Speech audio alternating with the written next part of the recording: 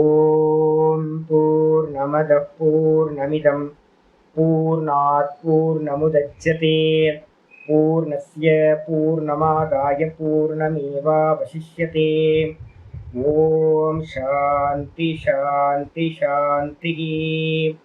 ஓம் குருர் பிரம்மா குருர் விஷ்ணுர் குருர் தேவோ மகேஸ்வரः குரு சாட்சாத் பரம் பிரம்ம தஸ்மை ஸ்ரீ குரவே நமः.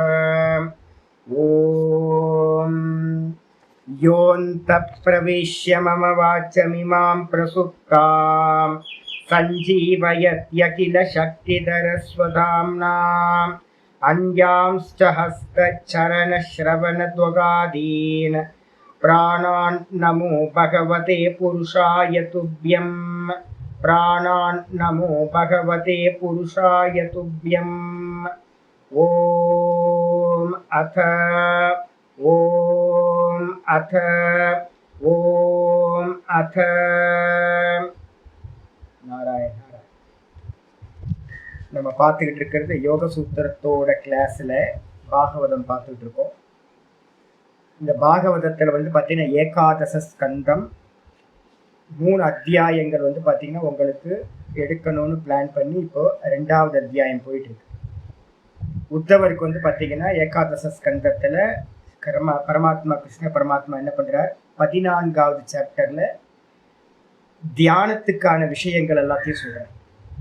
இப்போ நம்ம ஏற்கனவே பாகவதத்தில் என்னெல்லாம் பார்த்தோமோ அதெல்லாம் சுகருக்கு பார்த்தீங்கன்னா பரீட்சித்து சுகருக்கு என்ன சொன்னாரோ, கபிலர் பார்த்தீங்கன்னா அம்மாவுக்கு என்ன சொன்னாரோ அதே உபாசனைகளை பார்த்தீங்கன்னா கிருஷ்ண பரமாத்மா உத்தவருக்கு பார்த்தீங்கன்னா 14th சாப்டர்ல சொல்றாரு. அதுக்கப்புறம் 15th சாப்டர்ல எந்த ஒரு சாதனைகள் பண்ணினாலும் அதுல இருந்து உண்டாகக்கூடியது முதல்ல என்ன உண்டாகும், சித்திகள் உண்டாகும். அப்ப அந்த சித்திகள் எல்லாத்தையும் எப்படி எடுக்கணும் அப்படின்னு கேட்டீங்கன்னா, சாதகரா எடுத்துக்கிட்டோம் அப்படின்னா அந்த சித்திகள் எல்லாத்தையும் லேண்ட்மார்க் அப்படின்னு நம்ம எடுக்கணும். நம்ம எங்க இருக்கோம் அப்படின்னு தெரியணும். அப்படின்னா நம்ம டிராவல் பண்ணிட்டு இருக்கோம், இந்த அடையாளம் வந்துச்சுன்னா நம்ம இதை கிராஸ் பண்றோம் அப்படின்னு தெரிஞ்சுக்கிறதுக்காக இந்த சித்திகளை பயன்படுத்தணும். ஒரு லேண்ட்மார்க்லயே நம்ம உட்கார்ந்துட்டோம் அப்படின்னா அப்போ மேல லட்சியத்தை அடைய முடியாம போயிடும். இந்த தியான முறைகள்ல பாத்தீங்கன்னா எதுக்காக யோக சூத்திரம் படிச்சு கொடுக்கும் போது எதுக்காக பாகவதத்துக்குள்ளார ஏன் பிரவேசம் பண்ணினீங்க அப்படின்னு கேட்டீங்கன்னா, பாகவதத்துல பாத்தீங்கன்னா விஷ்ணு ஈஸ்வரனை உபாசனையா வச்சுட்டு பண்றது. இதே யோக சூத்திரத்துல எப்படி இருக்கு அப்படின்னு கேட்டீங்கன்னா தத்துவங்களையே வச்சுக்கிட்டு பண்றதா இருக்கு. தத்துவங்கள்னு எடுத்துக்கிட்டீங்கன்னா என்ன ஆயிடும், பஞ்சபூதங்கள், அதுக்கப்புறம் இந்திரியங்கள், மனசு, புத்தி, சித்தம், அதுக்கப்புறம் பார்த்தீங்கன்னா பிராணன், அவ்வியக்தம், இது மாதிரி இருக்கிறது எல்லாத்தையும் தத்துவங்கள்னு சொல்றோம்.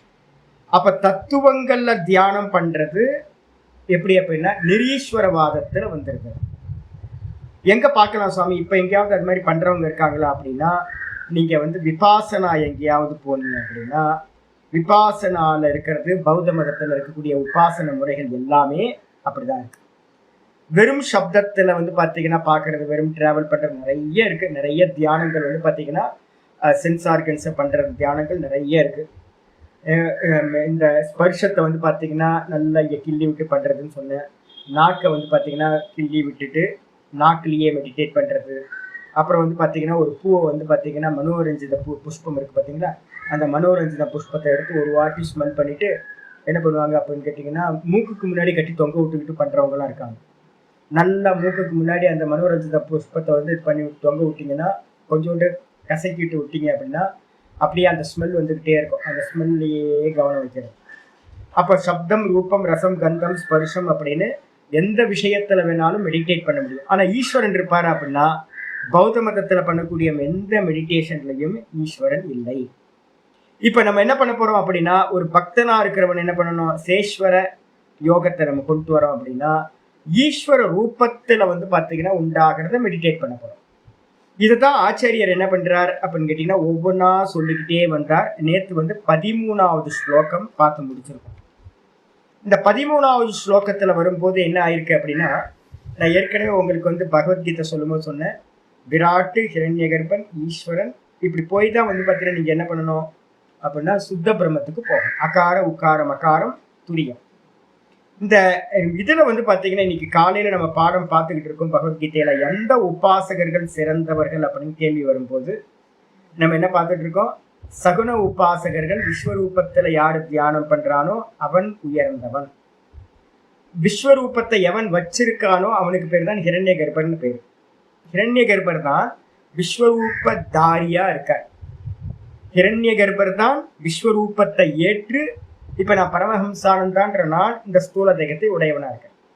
அதே மாதிரி இந்த ஹிரண்ய கர்ப்பர்னு சொல்லக்கூடிய விஷ்ணு பகவான் என்ன பண்றார்? இந்த விராட் ரூபத்தை வந்து இந்த மொத்த ஜெகத்தையும் தன்னுடைய ஸ்தூல தேகமா எடுத்திருக்கார்.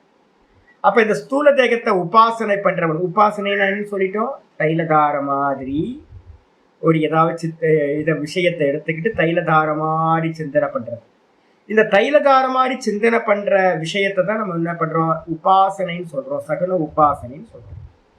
இந்த சகுன உபாசனையில வந்து பாத்தீங்கன்னா இப்ப ஏற்கனவே நம்ம பார்த்தோம், வெறும் ஸ்தூலத்தை வந்து பண்ணாதீங்க, ஸ்தூலத்தை பண்ணாதீங்க அப்படின்னா திராட்டக்ல இருந்து ஆரம்பிக்கும் போதே நம்ம என்ன பண்ணணும்? ஒரு டாட்டு வச்சு பண்ணாதீங்க, ஒரு கேண்டிலை வச்சு பண்ணாதீங்க, ஒரு தீபத்தை வச்சு பண்ணுங்க, சுவாமியோட ஒரு ரூபத்தை வச்சு பண்ணுங்க அப்படின்னு திராட்டக்கு, தாரண, தியான, சமாதி இது எல்லாம் பகவானோட ரூபத்திலேயே வச்சு பண்ணுங்க அப்படின்னு நம்ம சொல்றோம். இப்படி பண்ணும்போது என்ன ஆகும் அப்படின்னு கேட்டீங்கன்னா, உங்களுக்கு வந்து பாத்தீங்கன்னா இது வந்து நிர்குணத்துக்கு ஏதாவது ஹெல்ப் பண்ணுமா சுவாமி அப்படின்னு கேட்டீங்கன்னா ஆமா. ஏன் அப்படின்னா சவித்தர்க்கம் நிர்வித்தர்க்கம் சவிச்சாரம் நிர்விச்சாரம் சானந்தம் சாஸ்மிதம். சவித்தர்க்கம் ஸ்தூலத்துல, நிர்வித்தர்க்கம் தன்மாத்திரையில, அப்புறம் சவிச்சாரமும் நிர்விச்சாரமும் மனசுக்குள்ளார. இந்த நிர்விச்சாரத்துல குணத்தியானம்னு ஒண்ணு போயிட்டீங்க அப்படின்னா நிர்விச்சாரம் குணத்தியானம் இருக்கிறதுல மேலான பக்தி பாவம் அதுதான். அதுக்கப்புறம் வரும்போது வந்து பாத்தீங்கன்னா இந்திரியத்திலையும் மனசுலையுமே ஆப்ஜெக்ட் பண்ணி பண்றது. அப்ப வந்து பாத்தீங்கன்னா வாக் பிரம்மேதி உபாசித்த மனோ பிரம்மேதி, வாக்கு இந்திரியமே வந்து பாத்தீங்கன்னா இந்த வாக் இந்திரியம் நான் பேசுறேன்ல, இந்த பேசுற இந்திரியமே வந்து பாத்தீங்கன்னா ஈஸ்வரன் அப்படின்னு. நான் காலையில வரும்போது எப்பவும் கிளாஸ்க்கு வரும்போது என்ன பண்றேன் அப்படின்னா இந்த நமஸ்காரத்தை பண்ணிட்டு தான் வரேன். என்ன நமஸ்காரம் பண்றேன்னா, நீ பேசு சுவாமி அப்படின்னு. என்னது நீ பேசு சுவாமி? என் வாக்கு வந்து பாத்தீங்கன்னா என்னோடது இல்லை, நீ பேசு சுவாமி, நீ தான் வாக்கா இருக்க. அதே மாதிரி மனசுக்கு வரும்போது என்ன பண்றோம் அப்படின்னா, ஒரு டைம்ல மனசு போராடிக்கிட்டு இருக்குன்னு வச்சுக்கோங்க. இப்ப நீங்க மெடிடேட் பண்றீங்க, உட்கார்ந்து மெடிடேஷன் பண்ணும்போது வந்து பாத்தீங்கன்னா மனசுல ஏகப்பட்ட சலனம் வந்துகிட்டே இருக்கு. இதை என்ன சுவாமி பண்றது அப்படின்னு கேட்டீங்கன்னா, சிம்பிளா ஒரு காரியம் பண்ண முடியும். என்னன்னு கேட்டீங்கன்னா, மனசையே பிரம்மம்னு உபாசிக்க ஆரம்பிங்க. மனசுனால வேற ஒன்ன ராம் ராம் ராம் சொல்லிட்டு இருந்தீங்கன்னா மனசுக்கு அந்நியமா ராமுக்கு போகும்போது வந்து அது சித்திக்க மாட்டேங்குது. இப்ப என்ன பண்றது அப்படின்னா, இந்த தாட்டு வந்து பாத்தீங்கன்னா வருது பாத்தீங்கன்னா, இந்த தாட்டு வந்துகிட்டு இருக்கிற இந்த மனசே பிரம்மம் அப்படின்னு அந்த பிரம்மத்தையே வந்து பார்க்க ஆரம்பிங்க. மனசையே பார்க்க ஆரம்பிங்க. மனசு பிரம்மம்னு வச்சுக்கிட்டு மனசையே பார்க்க ஆரம்பிச்சிங்க அப்படின்னா இம்மீடியட்டா வந்து பாத்தீங்கன்னா மனசோட விருத்திகள் இல்லாம போகும். 2 வே உங்களுக்கு மெடிடேஷன்ல வந்து சித்திக்கிறதுக்கு 2 வே அற்புதமான வே இருக்கு. ஒண்ணு வந்து பாத்தீங்க அப்படின்னா, இது திருஷ்யம்னு எந்த தாட்டு வந்தாலும் திருஷ்யம்னு பாத்தீங்கன்னா அது வந்து பாத்தீங்கன்னா சுத்த ஞானத்தை இருந்து பாக்குறது. நான் திரஷ்டா, இது திருஷ்யம்னு பார்க்க ஆரம்பிச்சீங்கன்னா சித்தவருத்தி கம்மியாயிடும். சகுனத்துல இருந்துகிட்டு பார்க்கணும் அப்படின்னு ஆசைப்பட்டீங்கன்னா போராடாதீங்க. ஏன்னு கேட்டீங்கன்னா, போராடுனீங்க அப்படின்னா அது விஸ்வரூபம் எடுத்துரும். அப்போ எது வந்து பாத்தீங்கன்னா எனக்கு ஸ்ட்ரகிள் பண்ணுதோ அந்த ஸ்ட்ரகிளையே பிரம்மம்னு பார்க்க ஆரம்பிக்கும். அப்ப மனசுல வேற தாட் வந்துகிட்டே இருக்கு அப்படின்னா மனசை பிரம்மம் என்று உபாசிக்கிறது. அப்ப வாக்க பிரம்மம்னு உபாசிக்கிறது இந்திரியங்கள், வாக்கு, கண்ணு, மூக்கு, வாய் எல்லாம் இந்திரியங்கள் எல்லாம் பிரம்மம்னு உபாசிக்கிறது. அப்புறம் மனசை பிரம்மம் என்று உபாசித்த இது வந்து பாத்தீங்கன்னா எதுல வந்துருது? சானந்த சமாபத்தி அப்படின்னு. அதுக்கப்புறம் அந்த சானந்த சமாபத்தியை தாண்டி போகும்போது வந்து பாத்தீங்கன்னா நேத்து நம்ம என்ன பண்ணோம் அப்படின்னு கேட்டீங்கன்னா 13வது ஸ்லோகத்துல அகங்கார தத்துவத்துல மெடிடேட் பண்றத பார்த்தோம். இந்த அகங்கார தத்துவத்துக்காகத்தான் இப்ப நான் உங்களுக்கு வந்து ஒரு மெத்தட் சொல்றேன்ல. என்ன சொல்ற? நீ பேசு சாமி, நீ பேசு சாமி, நீ சிந்தனை பண்ணு சாமி, நீயே தான் சாமி அறிவா, என்னோட அறிவா வந்து பாத்தீங்கன்னா நீதான் சாமி இருக்க, என்னோட அகங்காரமும் நீதான் சுவாமி, என்னோட அகங்காரம் வேற இல்ல சாமி அப்படின்ட்டு இந்திரியங்களை பகவானா பாக்குறது, மனச பகவானா பாக்குறது, புத்திய பகவானா பாக்குறது. அதே மாதிரி இந்த அகங்கார தத்துவத்தையும் வந்து பாத்தீங்கன்னா அதுவும் பகவான் தான் அப்படின்னு பாத்தீங்கன்னா இந்த அகங்காரம் என்ன பண்ணாதுன்னா உங்களை டிஸ்டர்ப் பண்ணவே பண்ணாது.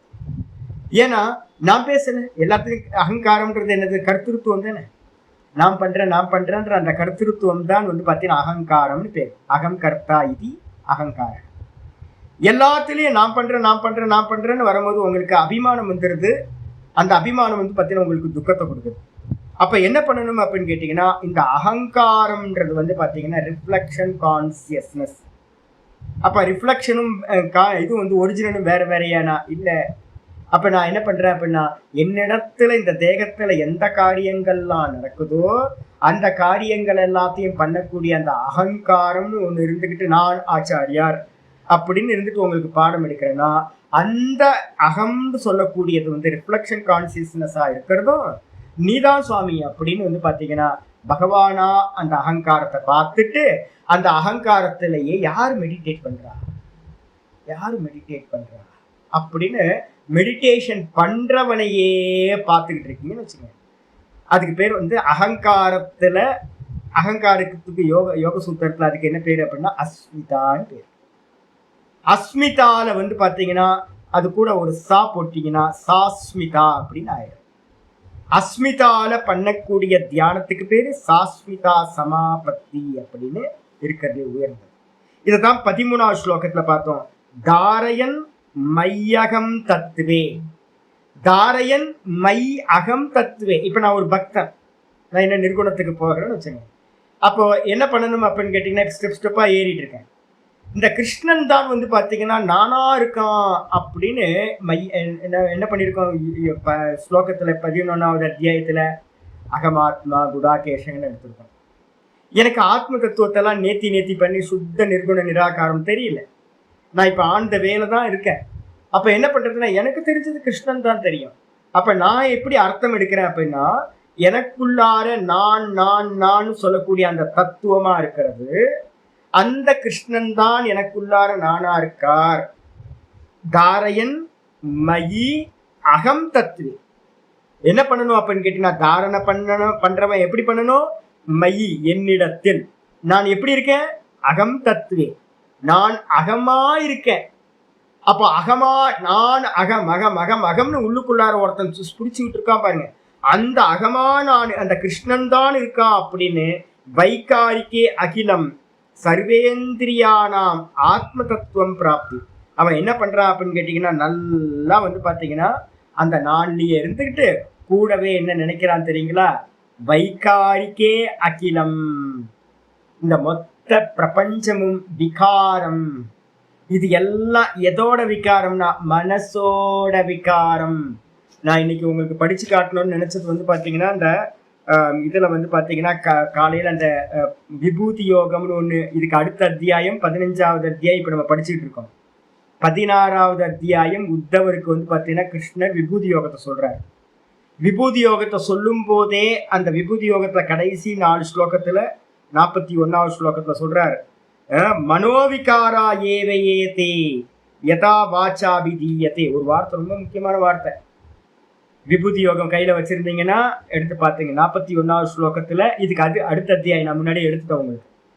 அந்த விபூதி யோகம் சொல்லும்போது சொல்றாரு, இது மொத்தமும் வந்து பாத்தீங்கன்னா எது வாக்கினால் சொல்லப்படுதோ, இந்த டேபிள், இந்த பேனா, இந்த பென்சில், இந்த மலை, இந்த வீடு, பரமஹம்சானந்தா, கிருஷ்ணன், கோவிந்தன், நாராயணன், எந்த சப்தங்களை வேணாலும் சொல்லிக்கங்க. எதெல்லாம் இந்த வாக்கினால் சொல்லப்படுகிறதோ அந்த எல்லா சப்தங்களுக்கும் விஷயம் எது இருக்கோ அது எல்லாம் மனதோட விகாரங்கள். விகாரம்னு என்ன அர்த்தம்? ப்ரொஜெக்ட் பண்றது, இந்த மனசோட ப்ரொஜெக்ஷன். அதனால வந்து பாத்தீங்க அப்படின்னா இது எல்லாம் மனோவிகாரங்கள். அப்ப அதுதான் இங்கே வார்த்தை சொல்லுது, மனோ வைகாரிக்கே அகிலம். என்ன வார்த்தை பாருங்க, மனோ திருஷ்யமிதம் சர்வம். மாண்டூக்கிய காரிக்கா சொல்றாரு, மனோ திருஷ்யமிதம் சர்வம். மனத்தினால் ப்ரொஜெக்ஷன் பண்ணி பார்க்கப்படக்கூடியதுதான் இந்த மொத்த சர்வமா இருக்கிற இந்த விஸ்வம் எல்லாம். இது அப்படியே இங்க ஸ்லோகத்துல வந்து பாத்தீங்கன்னா கிருஷ்ண பரமாத்மா சொல்றாரு, மனோ வைகாரிக்கே அகிலம். மனதினோட விகாரம் தான் இந்த மொத்தம். இந்த சித்தவிருத்தி சித்தம் அசையலைன்னா ஜெகத்தில் தான். இந்த சித்தத்தோட ஸ்பந்தனம் தான் அகிலம். இதம் சர்வம் மனஸ்பந்தன மாத்திரம். இதம் சர்வம் மனசோட ஸ்பந்தனம். தெளிவா ஆச்சரியர் சொல்ற. இந்த மனசுக்கு வந்து பாத்தீங்கன்னா எது வந்து பாத்தீங்க அப்படின்னா சர்வேந்திரியானாம் ஆத்மத்துவம். இந்த மனசுக்கு மட்டும் இல்லை, இந்த மனசுல யார் இருக்கா? அகங்காரம் இருக்கு இந்த மனசு. இந்த அகங்காரத்துக்கு வந்து பார்த்தீங்கன்னா இந்த மனசுக்கு மூலம் எது? அகங்காரம். அதே மாதிரி அகங்காரம் எங்க இருக்குன்னு கேட்டா என்ன சொல்லுவீங்க? என் முடியில இருந்து எனக்கு அபிமானம் இருக்கு. நான் வரும்போதே வந்து பார்த்தீங்கன்னா இந்த இந்த இந்த கொண்டை போடுறேன் பார்த்தீங்களா, நான் கொஞ்சம் சின்ன வயசுலேருந்தே கொஞ்சம் டீசெண்டாக எதையும் பர்ஃபெக்ஷனாக பண்ணணும்னு ஒரு புத்தி வந்துருச்சு சின்ன வயசுலேருந்தே. விபூதி போட்டால், இப்போ எனக்கு விபூதி போட்டால் யாராவது கேட்டிங்கன்னா என்ன சொல்லுவீங்க? சாமி இவ்வளோ ஸ்பஷ்டமாக அச்சு வச்சு போடுவீங்களா சாமி? ஏதாவது மேலே போட்டு வச்சுட்டு இப்போ நீங்கள் வந்தீங்கன்னா கூட நான் வந்து பார்த்தீங்கன்னா இப்படி தடவுனேன்னா கரெக்டாக இதே மாதிரி வருஷக்கணக்காக பண்ணுற அபியாசம். அப்போ வந்து பார்த்தீங்க அப்படின்னா அபிமானம் எங்கே தெரியுங்களா இருக்கும்? ஒரு கொஞ்சம் மிஸ் ஆச்சுனாலும் இந்த விபூதி இப்படி இருக்கு, இந்த குங்குமம் வந்து பார்த்தீங்கன்னா கரெக்டாக இப்படி இல்லாமல் இப்படி இருக்கு, இந்த முடி வந்து பார்த்தீங்கன்னா இந்த கொண்டை வந்து சரியா இல்லையே அப்படின்னு வந்து பார்த்தீங்கன்னா அகங்காரம் இந்த கொண்ட முடியிலிருந்து ஆரம்பிச்சு கால் நெகம் வரைக்கும் வந்து பார்த்தீங்கன்னா எனக்கு எப்படி இருக்கு? எல்லா இந்திரியத்திலையும் வந்து பார்த்தீங்கன்னா நான்ற அகங்காரம் வந்து பார்த்தீங்கன்னா வியாபிச்சிருக்கு. சர்வேந்திரியானாம் ஆத்மத்துவம், இது எல்லாத்திலையும் இருக்கக்கூடிய அகங்காரத்தை, மனசோட விகாரம் இந்த மொத்த ஜெகத்தம். இந்த மனசுக்கு மூலம் வந்து அகங்காரம். இந்த அகங்காரம் இருக்கிறது இந்த எல்லா தேகங்களையும் வியாபிச்சு இருக்கு, கணுலியும் இருக்கு. இந்த அகங்காரத்தை நம்ம என்ன பண்ணணும் அப்படின்னு கேட்டீங்கன்னா, இந்த அகங்காரம் பகவான் ஸ்ரீகிருஷ்ணன் தான் வந்து பாத்தீங்கன்னா பகவான் தான் இந்த தேகத்துல அகமா இருக்கார் அப்படின்னு அந்த அகங்கார தத்துவத்தையே தியானம் பண்ற. அப்படி தியானம் பண்றதுனால என்ன கிடைக்கும் அப்படின்னா பிராப்திம் பிராப்னோதி மன்மனா. மன்மனா அப்படின்னா மன்மனா பவ மத் பக்தோ பவ மத்யாஜி பவ மாம் நமஸ்குரு. ஞாபகம் இருக்கா?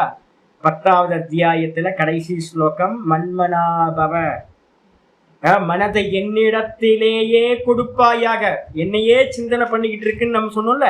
அப்ப இந்த மன்மனாபவ தான் இங்க வந்து சொல்றாரு. என்னன்னு கேட்டீங்கன்னா, என்னிடத்திலேயே மனதை கொடுத்துட்டு அகம் அகம் அகம்னு பகவான் தான் இருக்கார் அப்படின்னு எவன் தாரணை பண்றானோ அப்படிப்பட்டவர்களுக்கு வந்து பாத்தீங்கன்னா பிராப்தியும் பிராப்னோதி, பிராப்தின்னு சொல்லக்கூடிய சித்தியை அடைகின்றார்கள். பிராப்தின்னு என்ன அர்த்தம் அப்படின்னு கேட்டீங்கன்னா, இருந்த இடத்துல இருந்து இந்திரியங்களால் வேற வேற இடத்துல எல்லாம் இருக்கிறது எல்லாத்தையும் அறியறதுக்கு பேரு பிராப்தி. சொல்லியாச்சு.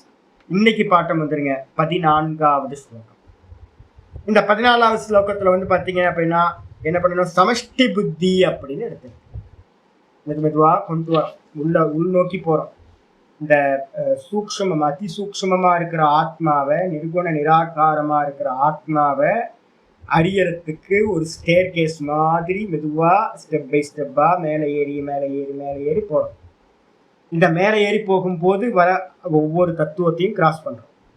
இப்போ வந்து பாத்தீங்க அப்படின்னா இந்த 14வது ஸ்லோகத்துல வந்து ரொம்ப அற்புதமான ஸ்லோகம் உங்களுக்கு சொல்லி கொடுக்குற மெத்தட் தான் இங்க சொல்ல வரும்.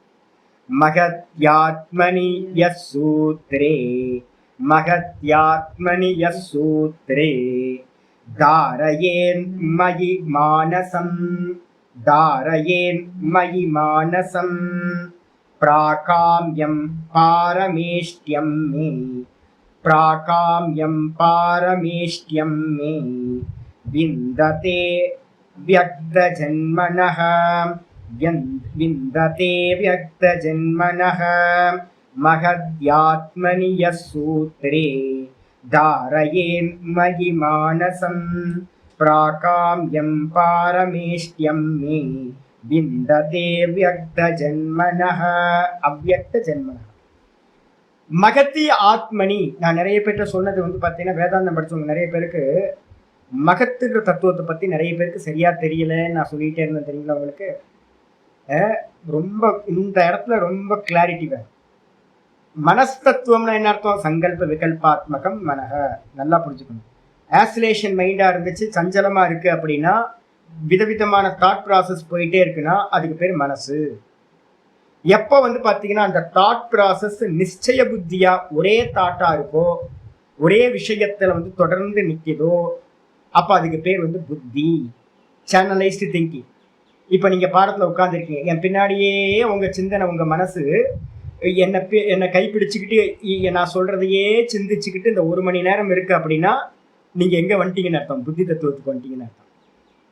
இதே நீங்க வந்து பாத்தீங்கன்னா இந்த மனசு வந்து பார்த்தீங்கன்னா பாடத்துல கொஞ்சம் போகுது, அப்புறம் வெளியில போகுது, அங்க போகுது, இங்க போகுது, நாலா பக்கமும் செதறி போயிட்டு இருக்கு அப்படின்னா அப்ப நீங்க இன்னும் மனசை கிராஸ் பண்ணல, மனசுல தான் இருக்கீங்கன்னா. ஒரு சேனலைஸ்டு திங்கிங் வந்து பார்த்தீங்கன்னா ஆரம்பிச்சதுல இருந்து டீ கடையில பார்த்தீங்க அப்படின்னா, டீ கடை பெஞ்சுன்னா என்ன அர்த்தம்? அப்புறம் சினிமா பேசுவாங்க, அரசியல் பேசுவாங்க, அப்புறம் லோக்கம் பேசுவாங்க, வீடு பேசுவாங்க, எல்லா இடத்தையும் பேசிட்டு வருவான். இன்டர்நேஷனல் பாலிடிக்ஸ் பேசுவான், இன்டர்நேஷனல் நடக்கிற வார் பேசுவான், லோக்கல் நடக்கிற வீட்டு ப்ராப்ளம் பேசுவான், எல்லாத்தையும் பேசுவான். ஒன்றுத்துல கூட வந்து பார்த்தீங்கன்னா நிற்க மாட்டாங்க யாரும். புது இடத்துக்கு போனீங்கன்னா இதை பார்க்கலாம். இது வந்து பார்த்தீங்கன்னா மனஸ்தத்துவம் இப்படிதான் இருக்கும், சஞ்சலமா இருக்கும், விகல்பமா இருக்கும். அதே புத்தி தத்துவத்துக்கு வந்துட்டீங்கன்னா, இப்போ நம்ம கிளாஸ்க்கு வந்து பாடம் கேட்குறோம்ல, இந்த கிளாஸ் வந்து யாரால கேட்க முடியும் சாமி அப்படின்னா, புத்தி தத்துவம் பேக்கப் கொஞ்சமாவது ஆயிருந்தா மட்டும்தான் இந்த சத்சங்கல்ல இந்த பாடத்துல உட்காந்து பாடம் கேட்கணும். எனக்கு கதை இருக்காது. இப்போ நான் ஆரம்பிச்சதுல இருந்து வந்து பார்த்தீங்கன்னா கதை ஏதாவது சொல்றேன்னா எந்த கதையும் சொல்றது இல்லை.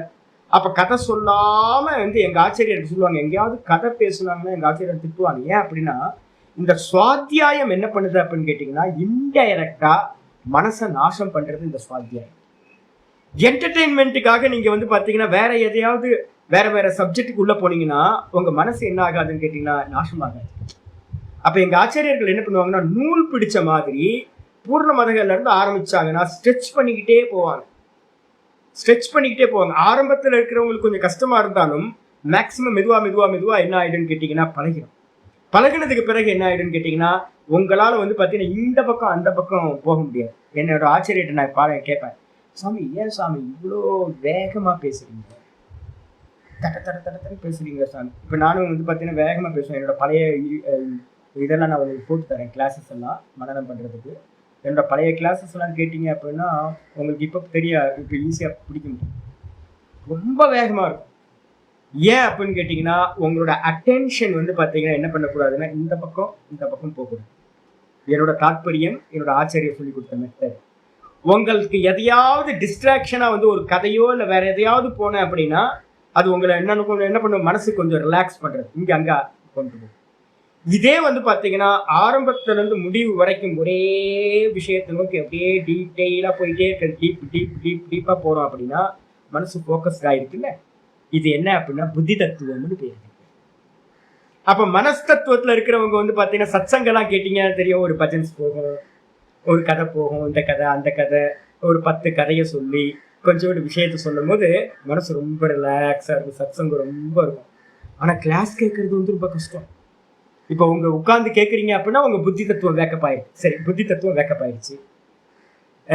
அத்தியவசாயோ புத்திகி நிச்சயாத்மிகா புத்திகி. புத்தி தத்துவத்துக்கு லட்சணம் நிச்சயமா இருக்கிற தாட், கண்டினியூஸா ஒரு சேனலைஸ்டு திங்கிங். இந்த சேனலைஸ்டு திங்கிங் என்ன ஆகும் அப்படின்னு கேட்டீங்கன்னா, ஒரு டைம்ல மெதுவா உங்களை திரும்ப என்ன பண்ற, சிரவணம் பண்ணி மனனம் பண்ணதுக்கு பிறகு எல்லாத்தையும் தூக்கி என்ன பண்ணுங்க, ஓங்காரத்துல போட்டு ஓங்காரத்தை ஜபிங்க.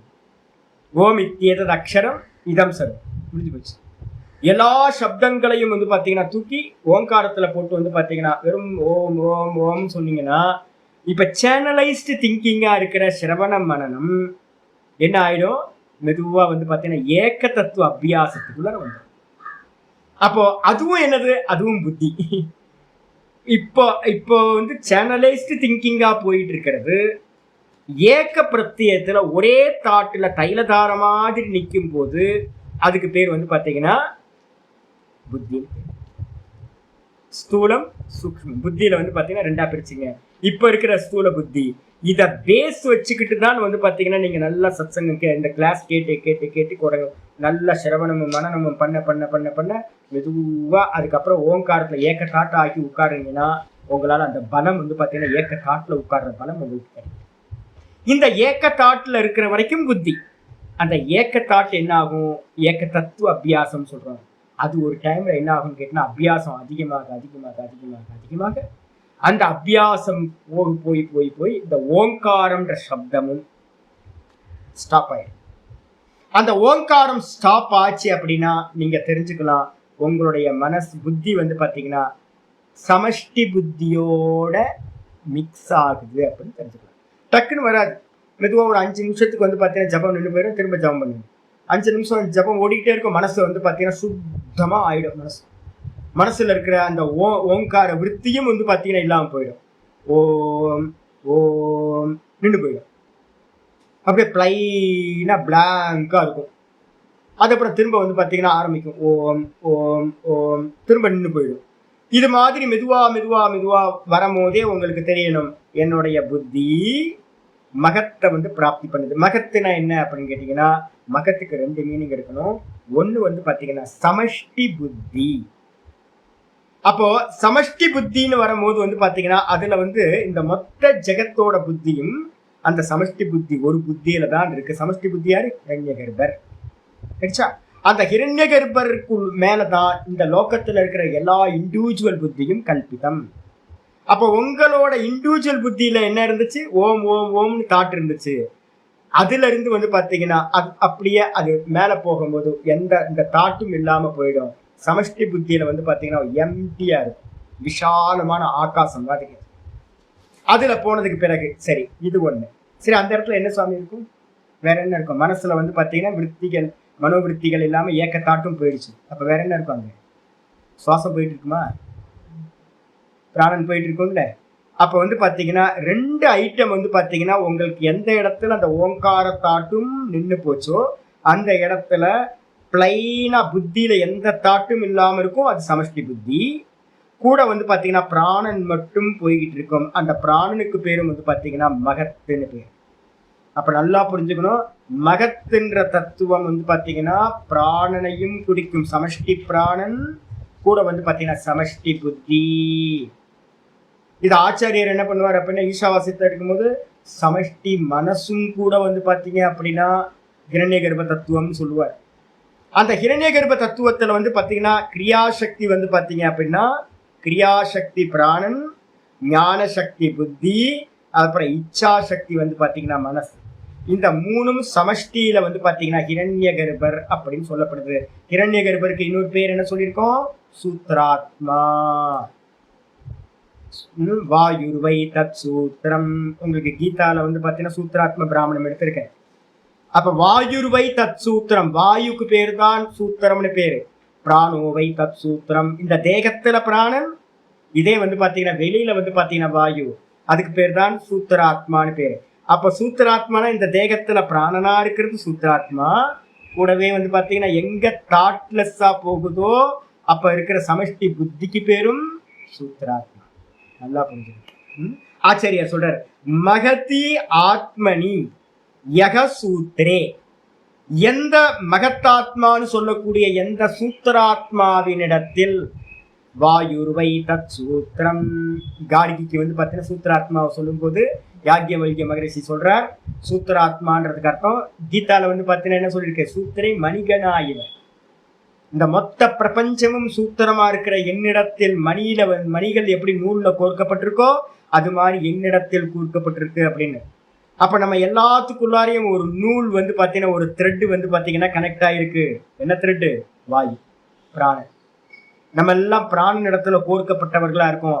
அப்போ எவன் வந்து பாத்தீங்கன்னா மகத்தாத்மான்னு சொல்லக்கூடிய எந்த சூத்திரத்தினிடத்தில், எந்த ஹிரண்யகர்பரிடத்தில் மயி சூத்திராத்மா இருக்க, சூத்திரே மயி சூத்திரமா இருக்கிற என்னிடத்தில் மானசம் தாரயன், மனதை வந்து பாத்தீங்கன்னா எவன் வந்து பாத்தீங்கன்னா தாரண பண்றானோ. இப்ப சொல்றது தெரியுதா உங்களுக்கு? நான் வந்து பாத்தீங்கன்னா உங்களை பிராணனை வீக்ஷணம் பண்ணுங்க, பிராணனை வீக்ஷணம் பண்ணுங்க, பிராணனை வீக்ஷணம் பண்ணுங்க அப்படின்னு சுவாசத்தை வந்து பாத்தீங்கன்னா பார்த்துக்கிட்டே இருங்க, சுவாசத்தை பாருங்க, சுவாசத்தை பாருங்கன்னு சொல்றதுக்கு தாரணை என்ன? தாரணை இந்த தாரணை. அப்ப சுவாசத்திலேயே பார்த்து பார்த்து பார்த்து பார்த்து ஓம்னு உள்ள இழுக்கும் போதே அந்த பிராணனோட சேர்ந்து இழுக்கிறது, அந்த பிராணனோட அந்த மூச்சை விட்டுக்கிட்டே பூரண சுவாசத்தோடையும் கவனத்தை வச்சுக்கிட்டே இருக்கிறது. அப்போ நீங்க இன்டைரக்டா என்ன பண்றீங்க? சூத்திராத்மாவை தான் ஓங்காரத்தோடு சேர்ந்து தாரணை பண்றீங்க. அப்படி யாரு தாரணை பண்றானோ, தாரண தியான சமாதி, இந்த 3ம் அதுல சம்பவிக்கும் போது பிராகாமியம். பிராகாமியம் அப்படின்றதுக்கு அர்த்தம் என்ன அப்படின்னு கேட்டீங்கன்னா, எந்ததெல்லாம் ஆசைப்படுறீங்களோ, பிரகிருஷ்டரூபேன காமிய ரூபம், எதெல்லாம் ஆசைப்படுறீங்களோ இந்த உலகத்துல எல்லாத்தையும் வந்து பாத்தீங்கன்னா என்ன பண்ணுவீங்க? அடைவீர்கள். கூடவே வந்து பாத்தீங்கன்னா பாரமேஷ்டியம், பாரமேஷ்டியம்ன்றதுக்கு அர்த்தம் வந்து பாத்தீங்கன்னா பிரம்மாக்கு பேர் வந்து பாத்தீங்கன்னா பாரமேஷ்டியம்னு பேர். பிரம்ம பதவியை அடைவீர்கள். ஏதோ ஒரு ஜென்மத்துல வந்து பாத்தீங்கன்னா இந்த இந்த பிராண உபாசனையை நீங்க பண்ணிருந்தீங்கன்னா, அந்த பிராண உபாசனையில ஜெயம் பண்ணினீங்கன்னா லிஸ்ட்ல நிறைய பேர் இருக்காங்க. அது மாதிரி அனந்த கோடி கல்பங்கள் தானே, ஒரு கல்பம் 2 கல்பம் இல்லை, அனந்த கோடி கல்பங்கள்லையும் இப்ப நான் உங்களுக்கு சொல்லி தரும் போது இப்ப நம்ம கிளாஸ்லயே நிறைய பேர் பண்றவங்க இருக்காங்க. சுவாமி இப்போ வந்து ரொம்ப சொஸ்தமா இருக்கு சுவாமி அப்படின்னு பிராணனை பாக்குறதுக்கான அபியாசிகள் இப்ப நமக்கு மெதுவா வந்துட்டு இருக்கும். அப்ப பிராணனை பாக்குற அபியாசம் வந்து பாத்தீங்கன்னா பண்ண பண்ண பண்ண பண்ண இந்த ஜென்மத்திலேயோ இல்லை அடுத்த ஜென்மத்திலேயோ தாரணை சித்திச்சு தியான சமாதியும் கரெக்டா சித்திச்சு அந்த பிராணன்லயே போயிட்டீங்கன்னு வச்சுங்க. அந்த பிராணன்ல போகும்போது பிராணனுக்கு என்ன தெரியுங்களா, இல்லை பிராணனுக்கு வந்து பாத்தீங்கன்னா இதுல சொல்லுது மாண்டூக்கிய காரிக்கால வந்து பாஷிக்காரர்கள் திரும்ப சொல்றாரு, பிராணன் வந்து பாத்தீங்கன்னா அவ்யாக்கிருத்தம் அப்படின்னு பேர். பிராணனுக்கு என்ன பேரு? அவ்யாக்கிருத்தம்னு பேரு. பிராணன்ல தாரணை பண்ணும்போது உங்க பிராணன் நீங்க பாத்துட்டு இருக்கீங்க. இது மெதுவா மெதுவா என்ன ஆகுதுன்னு கேட்டீங்கன்னா, பிராணனோட உங்க மனசு வந்து பாத்தீங்கன்னா மெதுவா மெதுவா மெர்ஜாய் தியானத்துக்கு வர ஆரம்பிக்கும். தொடர்ந்து பிராணனை பாக்குற சாமர்த்தியம் உண்டாகும். தாரணை பண்ணும்போது விட்டு விட்டு நடந்துகிட்டு இருக்கோம், பிராக்டிஸ் பண்ணிட்டு இருப்போம். தியானம் பண்ணும்போது தைலதார மாதிரி பிராணனையே, வேற எந்த ஆட்டோ போறது, கிளி கத்துறது, வீட்டுல வேலை செய்யறது, இது எதுவுமே தெரியாம வெறும் பிராணன் மட்டும் இருக்குன்னா, வேற எந்த ஒரு விஷயங்களும் இது உள்ளுக்குள்ளார வராம இருந்துச்சு அப்படின்னா, அப்ப நீங்க என்ன பண்றீங்க, பிராணன்ல தியானம் ஸ்டார்ட் ஆயிடுச்சுன்னு அர்த்தம். இது போய் போய் என்ன ஆயிடும்னு கேட்டீங்கன்னா, உங்களுடைய மனசு வந்து அந்த பிராணன்லயே மெர்ஜ் ஆயிடும். அதுக்கு பேர் சமாதின்னு பேர். அந்த அந்த சமாதி நடக்கிறது எங்க சாமி நடக்குது? டெய்லி தூக்கத்துல நடந்துட்டு இருக்கு. டெய்லி நமக்கு என்ன நடக்குது அப்படின்னா, இந்த மனசு டெய்லி தூக்கத்துல வந்து பாத்தீங்கன்னா பிராணன் இடத்துல போய் லயத்தை அடையுது. இதே வந்து பாத்தீங்கன்னா பிராணன் இடத்துல வந்து பாத்தீங்கன்னா, நான் இன்னைக்கு காலையில உங்களுக்கு நேற்று ராத்திரி இதை படிச்சுட்டு நான் காலையில இதை பண்ணி பாக்குறேன். நல்லா வந்து பாத்தீங்க அப்படின்னா நான் பார்க்கணும், நான் பார்த்தே ஆகணும், நான் பார்க்கிறவன் அப்படின்னு இருந்துக்கிட்டு இந்த இந்திரியங்கள் எல்லாம் லயமாயி மனசெல்லாம் லயமாயி போறதை வந்து பாத்தீங்கன்னா நான் பார்த்துக்கிட்டே இருந்தேன். இன்னைக்கு ரொம்ப நல்ல சத்துவகுணம் ரொம்ப அதிகமா இருந்ததுனால நல்லா பார்க்குற சாமர்த்தியம் இருந்தது. தூக்கத்துல இருந்து எந்திரிச்சு அப்படியே படுத்துக்கிட்டே பார்த்துட்டு இருந்தேன். தூக்கம் என்ன அப்படின்னா வேற எதுவும் இல்லை, பிராணன் மட்டும் தான் இருக்கிறது தான் தூக்கம். தூக்கம்ன்றதுக்கு வேற எந்த மீனிங்கும் இல்லை. பிராணன் இருக்கு, பார்க்குற நான் இருக்கேன், பிராணன் இருக்கு. அந்த பிராணன்ல வந்து பாத்தீங்கன்னா இந்திரியங்கள் மனசெல்லாம் லயமாயி போய் வேற ஒண்ணும் இல்லை, வெறும் பிராணன் மட்டும் இருக்கு. வெறும் சுவாசம் மட்டும் போயிட்டு இருக்கு. அதை ஆப்ஜெக்ட் பண்ண முடியாம நான் என்ன பண்றேன், பார்த்துக்கிட்டே இருக்க ஒண்ணு இல்லை அப்படின்னு. அந்த ஒண்ணு இல்லைன்னா என்ன அர்த்தம்? பிராணன்ல டெய்லி நமக்கு தூக்கத்துல நடக்கிற அந்த பிராணன்ல போய் மனசு லயமாகிற மாதிரி நீங்க பிராணாபியாசம் பண்றவங்களுக்கு தாரண தியான சமாதி நடக்கும் போது அதோட அந்த பிராணனோட மெர்ஜ் ஆயிடும். ஆனா என்ன பியூட்டி? அவேர்னஸ் வருது. தூக்கத்துல அவேர்னஸ் இல்லை, நான் பிராணன்ல லயமாகிறேன்னு எனக்கு தெரியல. அப்போ சமாதியில வந்து பாத்தீங்கன்னா என்ன நடக்கும்? நான் பிராணன்ல இருக்கேன், நான் பிராணனா இருக்கேன் அப்படின்னு இந்த மனசு பிராணனோட மெர்ஜாயி நிக்கிறேன். அப்படி நிற்கும் போது வந்து பாத்தீங்க அப்படின்னா அவனுக்கு என்ன பதவி கிடைக்குது அப்படின்னா பிரம்ம பதவியானது கிடைக்கின்றது சொல்லியாச்சு. பாரமேஷ்டியம் மே விந்ததே அவ்யக்த ஜென்மனகா. அவ்யக்தம் ஜென்மனக அப்படின்னா இந்த அவ்யக்தத்தோட ஜென்மம், அவ்யக்தத்திலிருந்து உண்டான வியக்தம், இந்த மொத்த ஜெகத்திற்குல பிரம்மாண்டம், இது வந்து பாத்தீங்கன்னா அவ்யக்தத்திலிருந்து உண்டானது. இந்த அவ்யக்த ரூபமா இருக்கக்கூடிய பிரம்ம பதவியை இவன் அடைகின்றான். அதான் சொல்லுது, இந்த பிராண உபாசகனுக்கு வந்து பாத்தீங்கன்னா இருக்கிறதுலயே விராட்டு பதவி கிடைக்கும். யாரெல்லாம் பிராண உபாசனை பண்றீங்களோ அவங்களுக்கெல்லாம் வந்து பாத்தீங்கன்னா விராட்டு பதவி கிடைக்கும். ஆசை இருந்துச்சுன்னா, ஆசை இல்லைன்னா அதை தாண்டி போயிடணும். ஆசை கொஞ்சம் ஆசையாக இருந்துச்சுனாலும் என்ன பண்ணுவீங்க அப்படின்னு கேட்டீங்கன்னா இந்த விராட்டு பதவி, இந்த மொத்த பிரம்மாண்டத்திலையும் நான் அப்படின்ற அபிமானம் உண்டாகி சொல்லியாச்சு. 14. அப்ப என்ன தத்துவம் இது அப்படின்னு கேட்டீங்கன்னா சமஷ்டி பிராணன்னு போட்டுங்க, சூத்திராத்மான்னு போட்டுங்க, சமஷ்டி புத்தின்னு போட்டுங்க. ஹிரண்ய கர்ப்ப உபாசனை அப்படின்றது இதுதான். இதுக்கப்புறம் 15வது ஸ்லோகம். விஷ்ணவோ திரயதீஸ்வரே சித்தம் தாரயேத் விஷ்ணு திரயதீஸ்வரே சித்தம் தாரயேத் கால விக்கிரகே. விஷ்ணு திரயதீஸ்வரே சித்தம் धारयेत् काल विग्रहे स ईशित्वमवाप्नोति क्षेत्रक्षेत्रज्ञचोदनाम् विष्णौ त्रयदीश्वरे चित्तं धारयेत् काल विग्रहे स ईशित्वम् अवाप्नोति क्षेत्रक्षेत्रज्ञचोदनाम्. ரொம்ப அருமையானது. நான் உங்களுக்கு ஒரு முக்கியமானது வந்து பார்த்தீங்கன்னா சொல்லி தந்துக்கிட்டே இருக்கேன். இன்னும் சொல்லலை, நிறைய இடத்துல சொல்லிட்டேன். நான் காலத்தை பார்த்துக்கிட்டு இருக்கேன், இப்போ காலத்தை பார்த்துக்கிட்டு இருக்கேன்னு சொல்கிறேன் பார்த்தீங்களா. என்னோட காலங்காத்தால பொழப்பு என்ன பொழப்பு அப்படின்னா, இப்போ வேலையே வந்து காலத்தை வந்து பார்த்தீங்கன்னா பார்த்துக்கிட்டே இருக்கிறது தான் என்னோட வேலை. இதை வந்து ஸ்லோகம் சொல்லுவீங்க. விஷ்ணு திரையதீஸ்வரே, திரைய அப்படின்னா 3 குணங்கள்னு இருக்கும். இந்த 3 குணங்களுக்கு அதீஸ்வரனா, ஆதார ஈஸ்வரனா இருக்கக்கூடியவருக்கு வந்து பார்த்தீங்கன்னா பேர் வந்து பார்த்தீங்கன்னா ஈஸ்வர தத்துவம்னு பேர். இது வந்து பார்த்தீங்கன்னா மேலே எழுதிக்கணும், அவ்யக்த உபாசனான்னு எழுதிக்கணும். அவ்யக்த உபாசனா கூட வந்து ஈஸ்வர உபாசனான்னு எழுதிக்கணும். அவ்யக்த உபாசனா, அவ்யக்தம்னாலும் ஈஸ்வரன். ஆனால் நிறைய பேருக்கு வந்து அவ்யக்தனா மாயான்னு நம்ம வந்து என்ன பண்ணியிருப்போம், கிரகணம் பண்ணிப்போம். ஈஸ்வரனுக்கு பேரும் அவ்யக்தன்னு பேரு, மாயாக்கு பேரும் அவ்யக்தன்னு பேரு. ஏன்னா ஈஸ்வரனும் வெளிப்படலை, மாயையும் வந்து பார்த்தீங்கன்னா வெளிப்படலை. அப்போ அந்த வெளிப்படாத ஈஸ்வரன் எப்படிப்பட்டவர் அப்படின்னா 3 குணங்களுக்கும் வந்து பார்த்தீங்கன்னா ஆதாரமா இருக்கின்ற தலைவன். ஈஸ்வரன் தலைவன் ஆதாரமா இருக்கக்கூடிய ஈஸ்வரன். அப்படிப்பட்ட அந்த ஈஸ்வரன் எப்படிப்பட்டவரா இருக்கார் சுவாமி? கால விக்கிரகே. மனசுல நல்லா தெரிஞ்சுங்க, ஈஸ்வரன் எப்படி இருக்கார்? காலமா இருக்கார். ரொம்ப பெஸ்ட் உபாசனை உங்களுக்கு வந்து பார்த்தீங்கன்னா இந்த இந்த இதை மனசுல வச்சுங்க, இந்த ஸ்லோகத்தை வச்சுங்க. உங்களுக்கு 13வது சூத்திரத்துல இருந்து அதுதான் போக போகுது. அதுக்காக தான் இவ்வளோ பேக்ரவுண்டெல்லாம் நான் அங்கெல்லாம் சஞ்சாரம் பண்ணிட்டு வரேன். கொஞ்சம் பேக்ரவுண்டு வரட்டும் அப்படின்னு. ரொம்ப டஃபஸ்ட் சூத்திரம் இனிமேல் வரப்போகுது. இந்த காலமா வந்து பார்த்தீங்கன்னா பகவான் இருக்கார். கால விக்கிரகே அப்படின்னா கால ரூபமா இருக்கக்கூடிய பகவான். நல்லா புரிஞ்சுங்க. இருக்கிறதுல பெஸ்ட் உபாசனையில வந்து பார்த்தீங்கன்னா ஒன்று வந்து பார்த்தீங்கன்னா என்னவா இருக்கு? இரண்ய கர்ப்ப உபாசனா சொல்லிட்டோம். அவ்யக்த உபாசனையில எது பெஸ்ட் அப்படின்னு கேட்டீங்கன்னா கால உபாசனை தான் அவ்யக்த உபாசனை. கால உபாசனைன்னா என்ன அர்த்தம்?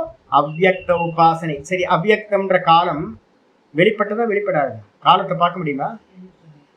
பிடிக்க முடியுமா? காலம்னு யோசிச்சு பாருங்க உட்காந்து.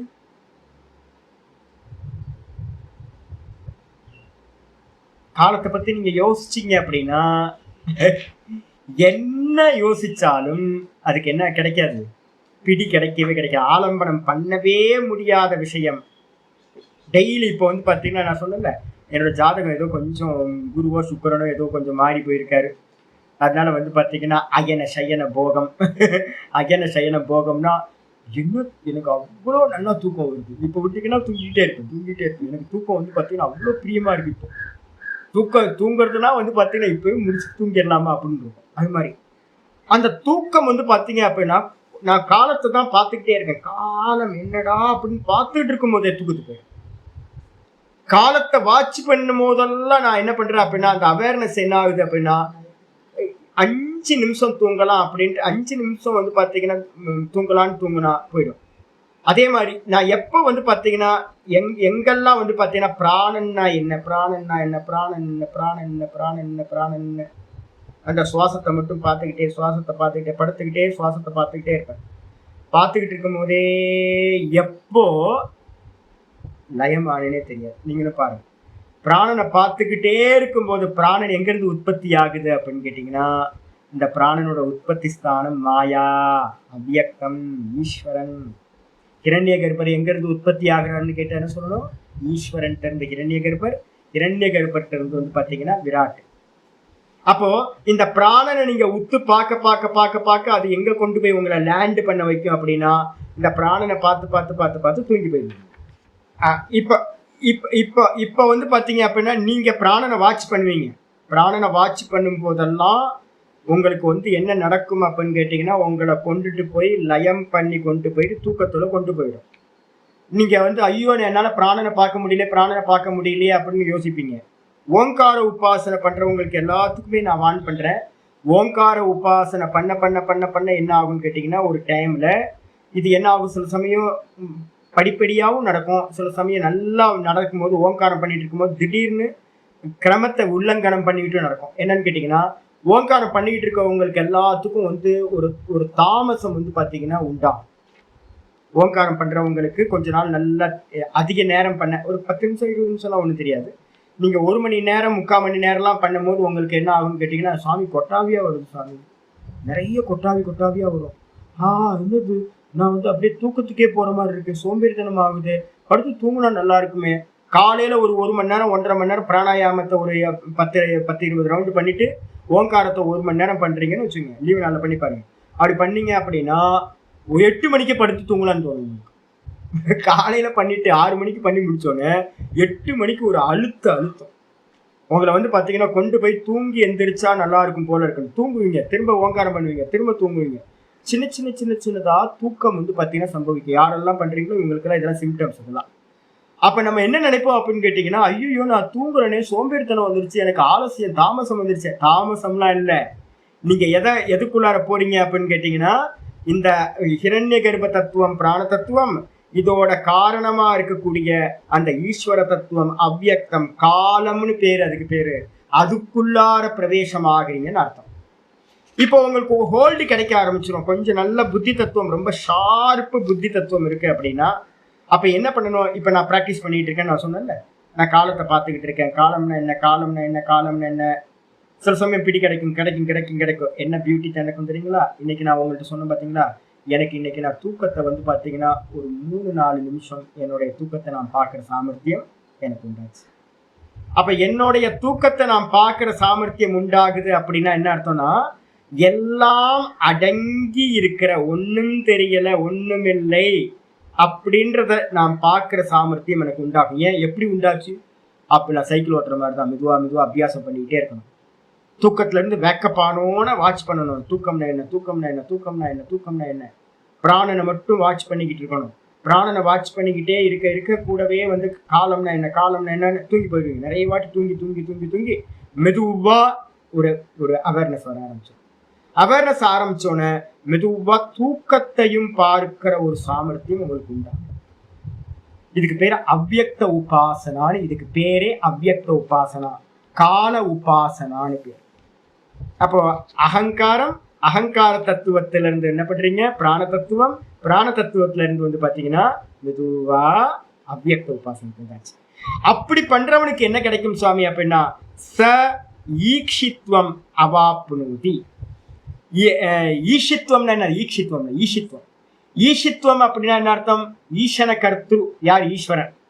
இந்த உலகத்தையே சாசனம் பண்ணக்கூடியவர், எல்லாத்தையும் ஆளக்கூடியவரா இருக்கார், கமாண்ட் பண்ணக்கூடியவரா இருக்கார். அப்படிப்பட்ட சாமர்த்தியம், ஈஸ்வர சக்தி சாமர்த்தியம் வந்து பார்த்தீங்கன்னா ஒருத்தருக்கு உண்டாகிடும். சுஷுப்தியில இருக்கிற அபிமானி யார் அப்படின்னா, சுஷுப்தி சமஷ்டி சுஷுப்தி ஸ்தான அபிமானி ஈஸ்வரா.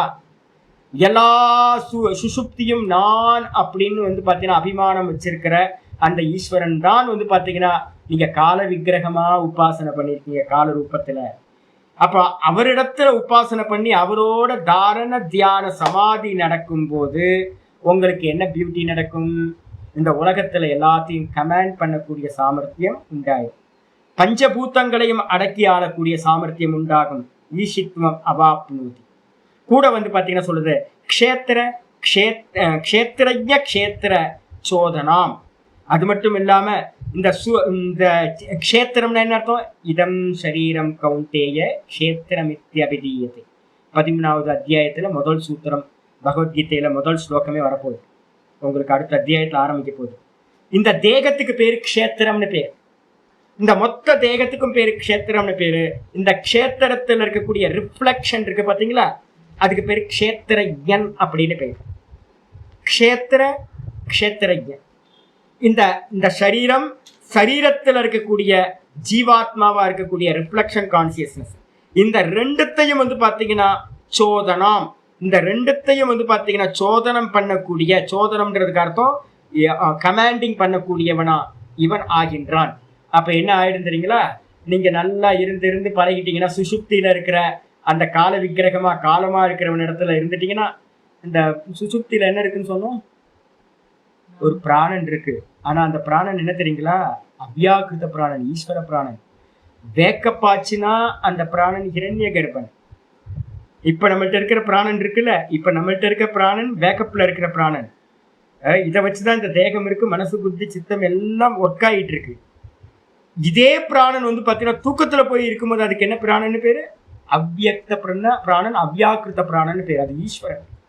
தூக்கத்துல இருக்கிற பிராணன் நமக்கு தூக்கத்துல பிராணன் போயிட்டு இருக்கான்னு தெரியாது. அந்த தூக்கத்துல வந்து தேசம் இல்லை, காலம் இல்லை, வஸ்து இல்லை. இந்த காலம், தேசம், வஸ்து இந்த மூணும் வந்து பாத்தீங்கன்னா டெய்லி எங்க போகுது அப்படின்னா அந்த ஈஸ்வர தத்துவத்துல போய் லயமாயி திரும்ப வெளியில வருது. லயமாயி திரும்ப வெளியில வருது. மாண்டூக்கியம் சொல்லும் போது சொல்லுது என்னன்னு கேட்டீங்கன்னா மகார உபாசனா. இதுக்கு என்ன பேரு? உபாசனா. மகார உபாசனா வேணும் பக்கத்துல போட்டுங்க. மகார உபாசனா. அவ்யக்த உபாசனா மகார உபாசனா. சுசுப்தி ஸ்தானத்துல இருக்கிற ஈஸ்வரனை உபாசனை பண்றதுதான் இந்த 15வது ஸ்லோகம். அது சொல்லுது என்ன? மிதேர் அமிதேர்வா, மிதேர் அமிதேர்வா. அது என்ன சொல்லுது அப்படின்னா இந்த மகார உபாசனை பண்றவங்களுக்கு என்ன ஆகும் அப்படின்னு கேட்டீங்கன்னா இந்த உலகத்தையே அளக்கிற சாமர்த்தியம் வந்துடும். இந்த தேகத்தையும் இந்த உலகத்தையும் சர்வத்தையும் ஒரு படியில வந்து அரிசி அளக்கிற படி இருக்குல்ல, அதுல ஒரு படி, 2 படி, 3 படி அப்படின்னு அள்ளி அள்ளி போடுறோம்னு வச்சுங்க. அரிசி எல்லாம் அது அந்த படிக்குள்ளார போயிட்டு திரும்ப வெளியில வருது. ஒரு படி திரும்ப அள்ளி இன்னொரு படி அப்படி நம்ம போடுறோம், மெஷர் பண்றோம்ல. இதே மாதிரி இந்த உலகத்தை எல்லாத்தையும் மெஷர் பண்ணக்கூடிய சாமர்த்தியம். மெஷர் பண்றதுன்னா என்ன அர்த்தம்னா அறியற சாமர்த்தியம். இந்த உலகத்தை எல்லாத்தையும் அறியறது. இங்க என்ன சொல்லுது அப்படின்னா எல்லாத்தையும் கமெண்ட் பண்றது. எல்லாம் இதுக்குள்ளார வந்துடும். அரிசி எல்லாம் அந்த படிக்குள்ளார போயிட்டு திரும்ப வெளியில வருது. அதே மாதிரி இந்த மொத்த தேகம், இந்த லோகத்துல இருக்கிற எல்லா ரிஃப்ளெக்ஷன் கான்சியஸ்னஸ் எல்லாம் அதுக்குள்ளார போயிட்டு திரும்ப வெளியில வருது. அந்தர்யாமியா இருக்கிற அந்த பகவானுக்குள்ளார போயிட்டு வரோம். நம்ம அப்படி போயிட்டு வரும்போது அதோட மெர்ஜாய் நான் அவன் அப்படின்ற அபிமானம் உங்களுக்கு சமாதியில உண்டாயிடும். அப்ப என்ன ஆகும் சாமி அப்படின்னா ஈஷித்துவம் அப்படின்னா ஈஸ்வரனோட சக்தி சாமர்த்தியம் உங்களுக்கு உண்டாயிடும். எல்லா க்ஷேத்திரங்களையும் ஆளுமை பண்ணக்கூடிய சாமர்த்தியம் உண்டாயிடும். எல்லா க்ஷேத்திரஜனா இருக்கக்கூடிய ஜீவர்களும் உங்களோட கமாண்டிங்க்கு வந்து பாத்தீங்கன்னா கீழ்படிவாங்க. அப்படிப்பட்ட சாமர்த்தியம் ஈஷித்துவத்துல வந்து. இதுக்கப்புறம் 16வது ஸ்லோகம் சொல்லியாச்சு. சுசுப்தி சொல்லியாச்சு. அவ்யக்தம் தான் சுசுப்தி. அதுக்கு அடுத்தது வந்து பாத்தீங்கன்னா என்ன சொல்றோம்? விராட்டு, ஹிரண்ய கர்ப்பன், ஈஸ்வரன். அதுக்கப்புறம் 4வதுக்கு பேர் என்னது? துரியம். அந்த துரியத்தை பத்தி 16வது ஸ்லோகம் சொல்லுது. 16, 17 எல்லாம் இந்த துரியத்தை பத்தி நிர்குண பிரம்மத்தோட உபாசனைகள் வர ஆரம்பிச்சு. நாராயணே துரியாக்யே பகவத் சப்த சப்திதே. நாராயணே துரியாக்யே பகவத் சப்த சப்திதே. மனோ மய்யாததத் யோகி. மனோ மய்யாததத் யோகி. மத்தர்மா வசிதாமியாத். மனோ மய்யாததத் யோகி. மத்தர்மா வசிதாமியாத். நாராயணே துரியாக்யே பகவத் சப்த சப்திதே. மனோ மய்யாததத் யோகி. மதர்மா வசிதாமியாத். இன்னைக்கு காலையில பார்த்தோம்ல, என்ன பார்த்தோம் அப்படின்னு கேட்டீங்கன்னா ரொம்ப கஷ்டம்.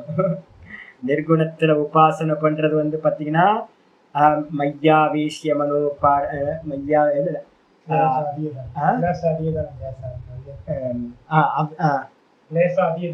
கிளேஷோ அதிகதரஸ்தேஷா அவ்யக்தா சக்த சேதசாம் பார்த்தோம்ல. இந்த அவ்யக்த உபாசனை பண்றது ரொம்ப டஃப். அந்த அவ்யக்த உபாசனையில வந்து பாத்தீங்கன்னா சகுனத்தை பண்றது ஈஸி. பகவான் காலமா இருக்காருன்னு ஒரு பிராணனை வந்து நான் அவ்யக்தமா இருக்கிற பிராணனை பண்றது கூட ஈஸி. ஆனா நிர்குண நிராகாரம்ன்ற அவ்யக்தத்தை பண்றது ரொம்ப கஷ்டம். அவ்யக்தத்துக்கு 2 பேர் இருக்கு. எதெல்லாம் அவ்யக்தம் அப்படின்னா நிர்குண நிராகாரமா இருக்கிற துரியத்துக்கு பேரும் எனது அவ்யக்தம் பேர், வெளிப்படாதது. ஆத்ம தத்துவம் பிரம்ம தத்துவம் வெளிப்படலை. அதுக்கப்புறம் ஈஸ்வர தத்துவம் வெளிப்பட்டிருக்கா? மாயையோடு சேர்ந்திருக்கிற ஈஸ்வரன் வெளிப்படலை. அவரும் நிராகாரம், சகுன நிராகாரம் அப்படின்னு பேரு. ஈஸ்வரனுக்கு என்ன பேரு? சகுன நிராகாரம்னு பேரு. சகுன நிராகாரம்னு என்ன அர்த்தம்? குணம் இருக்கு, அவர்கிட்ட 3 குணங்கள் கலந்துருக்கு. ஆனா எந்த ஒரு ஃபார்மும் இல்லை. அப்ப ஃபார்ம் இல்லாதவர் வந்து பாத்தீங்கன்னா வெளிப்பட முடியாது. அதுக்காக தான் வந்து பாத்தீங்கன்னா அருவுருன்னு நம்ம வந்து இவரை சொல்றோம் பாத்தீங்களா, சிவபெருமான சொல்றோமே. வாஸ்தவத்துல அவருக்கு சோமா ஸ்கந்தர் அது இதெல்லாம் போட்டு ஃபேமிலி படம் எல்லாம் போட்டு வச்சிருக்கோம். வாஸ்தவத்துல அதெல்லாம் இல்லை, அதெல்லாம் ஹிரண்யகர்ப்ப உபாசனை. நீங்க எங்கெல்லாம் நாமரூபம் கொடுத்துட்டு சிவபெருமானுக்கு வந்து நல்லா இருக்குல்ல பாக்குறதுக்கு, சோமாஸ்கந்தர் எவ்வளவு அருமையா இருக்கும் தெரியுங்களா, அற்புதமா இருக்குங்க. இருக்கிறதுலே என்னோட ஃபேமிலி போட்டோ, இந்த உலகத்திலே ஃபேமிலி போட்டோ எது பெஸ்ட் ஃபேமிலி போட்டோனா சோமாஸ்கந்தரோட இருக்கிற ஃபேமிலி போட்டோ தான். அது சௌமியம்னா சௌமியம், ஐயோ அழகா ஒண்ணு, யானை மாதிரி ஒண்ணு, இந்த திருவிளையாடல்ல சொல்லுவாங்கல்ல சிவாஜி, புள்ளக்குட்டிலாம் இருக்கா, புள்ளக்குட்டிலாம் இருக்கு, 2 ஒய்ஃபு, தலையில ஒண்ணு ஏறி உட்கார்ந்துருக்கு, பக்கத்துல ஒண்ணு உட்கார்ந்துருக்கு, யானை மாதிரி புள்ள, யானை மாதிரி ஒருத்தன், இன்னொருத்தன் சௌந்தரியமா சுக்கான ஒருத்தன், 2 குழந்தைங்களோட வந்து பாத்தீங்கன்னா அற்புதமா. என்ன ரூபம் தெரியுங்களா, இது வெளிப்பட்டுருச்சுனாவே அது என்னது ரூபம் வெளிப்பட்டுருச்சுனாவே ஆக்காரம், ஒரு ஆக்காரம் சொல்லிட்டீங்கன்னாவே அது ஹிரண்ய கர்ப்ப தத்துவம்.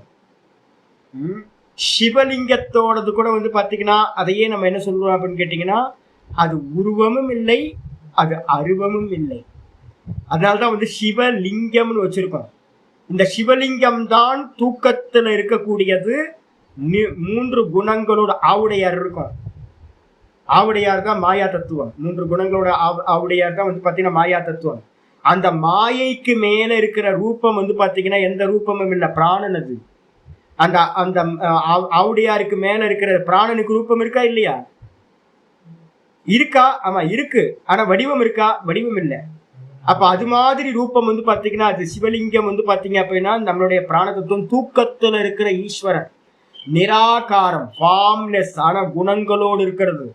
அப்ப அதை உபாசிக்க முடியுமா அப்படின்னா நீங்க கல்பனையே பண்ண முடியாது. ஃபார்ம்லெஸ்ஸா பகவான் எப்படி இருப்பார்? அதான் பிராண உபாசனை. அதான் பிராண உபாசனை பண்றோம். அப்ப வந்து பாத்தீங்கன்னா அவ்வியக்த உபாசனை, கால உபாசனை, காலகாலக. நம்ம உஜ்ஜயினியில வந்து பாத்தீங்கன்னா பகவானுக்கு பேர் காலகாலன்னு பேர், காலத்துக்கெல்லாம் காலன். ஏன் அப்படின்னா தூக்கத்துக்குள்ளார போயிட்டீங்கன்னா காலமே இல்லை. ப்ரெசன்ட், பாஸ்ட், ஃபியூச்சர்லாம் இருக்குல்ல, இது எல்லாத்தையும் சுவாகா பண்ணிட்டு வந்து பாத்தீங்கன்னா தூக்கத்துல ப்ரெசன்ட் பாஸ்ட்லாம் இருக்கா? வெளியில வந்ததுக்கு பிறகுதான் ப்ரெசன்ட் பாஸ்ட் 3 காலங்களை நம்ம விவகாரம் பண்ணிட்டு இருக்கோம். எல்லா காலங்களையும் வந்து பாத்தீங்கன்னா சுவாகா பண்ணிட்டு வந்து பாத்தீங்கன்னா பகவான் மட்டும் அங்க இருக்கார், காலகாலனா இருக்கார். ஈஸ்வரனுக்கு பேரு கால பைரவர்னு பேரு. காலத்தையே வந்து பாத்தீங்கன்னா காலகாலனா வச்சிருக்கார். யமனையே சுவாகா பண்ணிட்டு இருக்காரு அங்க. யமனுக்கும் தூக்கம் வருமா? ஆமா, யமனுக்கும் தூக்கம் வரும். யமனையும் வந்து பாத்தீங்கன்னா சுவாகா பண்றாரு அவர் தூக்கத்துல. அப்ப எப்படிப்பட்ட ஆளா இருக்கும்? இப்ப நிராகாரமா கால ரூபத்துல இருக்கிற ஈஸ்வரனை உபாசிக்கிறது ரொம்ப கஷ்டம். ஹிரண்யகர்ப்பர் ரொம்ப சூப்பர். என்ன சொல்லிருக்கு தெரியுங்களா ஈஷாவாசிய உபனிஷத்துல? ஹிரண்யகர்ப்பரை உபாசனை பண்ணு. ஆனா வந்து பாத்தீங்கன்னா ஈஸ்வரனை உபாசனை பண்ணாரு. அப்ப ஈஸ்வரனை என்ன பண்றது? ஈஸ்வரன் தான் என்னுடைய ஆத்மா அப்படின்னு வேதாந்தத்து மூலமா அறிந்து கொள். அவ்வியக்தத்தை வந்து பாத்தீங்கன்னா உபாசனை பண்ணவே பண்ணாத. அவ்வியக்தத்தை உபாசனை பண்ணினா நீயும் என்ன ஆயிடுவ? அவ்வியக்தம் ஆயிடுவ. அதுக்கு என்ன பேரு? பிரகிருதி லயம்னு பேரு. அதனால வந்து பாத்தீங்கன்னா பண்ணாதீங்க. அதனாலதான் என்ன பண்ணிருக்காங்கன்னு கேட்டீங்கன்னா, லிங்கமாவது இருக்கட்டும் அப்படின்னு என்ன பண்றாங்க, சிவபெருமானுக்கு வேற எதுவுமே இல்லை, என்ன பண்றது அப்படின்னா ஒரு லிங்க வடிவத்தை கொடுத்து, சோமாஸ்கந்தர்ன்றதை கொடுத்து வந்து பாத்தீங்கன்னா அந்த ஈஸ்வரனையும் கூட ஹிரண்ய கர்ப்பரா மாத்தி தான் உபாசனையே பண்ணப்படும். அப்ப ஹிரண்ய கர்ப்பரா தான் உபாசனை பண்ண சொல்லிருக்கோம் இல்லையா, அவ்வியக்தத்தை உபாசனை பண்ண சொல்லல. ஏன் அப்படின்னா அவ்வியக்தத்தை வந்து பாத்தீங்கன்னா வேதாந்தம் படிச்சு அந்த அவ்வியக்தம் என்னுடைய ஆத்மா, அந்த அவ்வியக்தம் தான் பிரம்மம், அதுக்கு பேர் தான் வந்து பாத்தீங்கன்னா ஒண்ணுதான் அப்படின்னு நானும் அவனும் ஒண்ணு அப்படின்னு உபாசிக்கணும். நிர்குண உபாசனை ரொம்ப கஷ்டம். இங்க சொல்லுது ஆச்சாரியார் 16வது ஸ்லோகத்துக்கு வர, நாராயணே துரியாக்கியே. நாராயணன் பேர் என்ன பேரு? நான் ஏற்கனவே சொல்லியிருக்கேன், சதாசிவன். சைவத்துல வந்து சதாசிவன். அதே வந்து பாத்தீங்கன்னா வேதாந்த இதுல வந்து கீதை, இந்த வேதாந்தம் எல்லா இடத்துலயும் என்ன சொல்லும்? நாராயணன் நாராயணன் சொல்லுது. அப்படின்னா அந்த நாராயணனுக்கு வந்து பாத்தீங்கன்னா சுத்த பிரம்மம் துரியாக்கியம்னு பேர். துரியம் என்ற பெயரை உடையது. அதுக்கப்புறம் வாசுதேவன் சொன்னீங்கனால என்ன வந்துடும்? வாசுதேவனுக்கு வந்து பாத்தீங்கன்னா ஸ்தூலம் இருக்கு, சூக்ஷ்மம் இருக்கு. ஹிரண்ய கர்ப்பராவும் பண்ண முடியும், விராட்டாவும் பண்ண முடியும், அதுக்கப்புறம் வந்து பாத்தீங்கன்னா ஈஸ்வரனாவும் பண்ண முடியும், சுத்த பிரம்மமாவும் பண்ண முடியும். இந்த வாசுதேவன் சப்தத்துக்கு வந்து பாத்தீங்கன்னா அவ்வளவு அர்த்தங்கள் இருக்கு. ஆனா வந்து நாராயணன்ற சப்தம் என்னது? நரசியாயனம், நாராயணம். சிம்பிளா எடுத்துங்க லட்சணம். நிறைய அர்த்தங்கள் இருக்கு. நம்ம வந்து விஷ்ணு சஹஸ்ரநாமத்துல பார்த்துட்டு இருக்கோம். நரசியாயனம் நாராயணம். நரசியன என்ன அர்த்தம்? Reflection consciousness. ஜீவர்களுக்கு வந்து பாத்தீங்கன்னா எது ஆதாரபூத்தமா இருக்கோ, ஒரிஜினல் கான்சியஸ்னஸா இருக்கோ, அயனம்னா ஆதாரம். இந்த ரிஃப்ளெக்ஷன் எல்லாத்துக்கும் ஆதாரமா இருக்கக்கூடியது நாராயணன். நரசியாயனம் நாராயணம், அவ்வளவுதான், வேற எதுவும் இல்லை. அப்போ அந்த ஒரிஜினல் கான்சியஸ்னஸ் எது அப்படின்னா துரியம்னு பேர். அதுக்கு பேரு துரியம் என்ற பெயரை உடையது. அதுக்கு இன்னொரு பேர் என்ன சொல்றீங்க? பகவத் சப்த சப்திதே. பகவத் அப்படின்னா என்ன அர்த்தம்? பகவான்ற சப்தத்துக்கு வந்து பாத்தீங்கன்னா லட்சியார்த்தமாக இருப்பது. பகவான் சொல்றதுக்கு அர்த்தம் என்ன தெரியுங்களா? பகவானுக்கு என்ன அர்த்தம் தெரியுங்களா? நம்ம பகவத்கீதையிலேயே வந்து பாத்தீங்கன்னா பகவானுக்கு அர்த்தம் சொல்லும் போதே சொல்றோம்.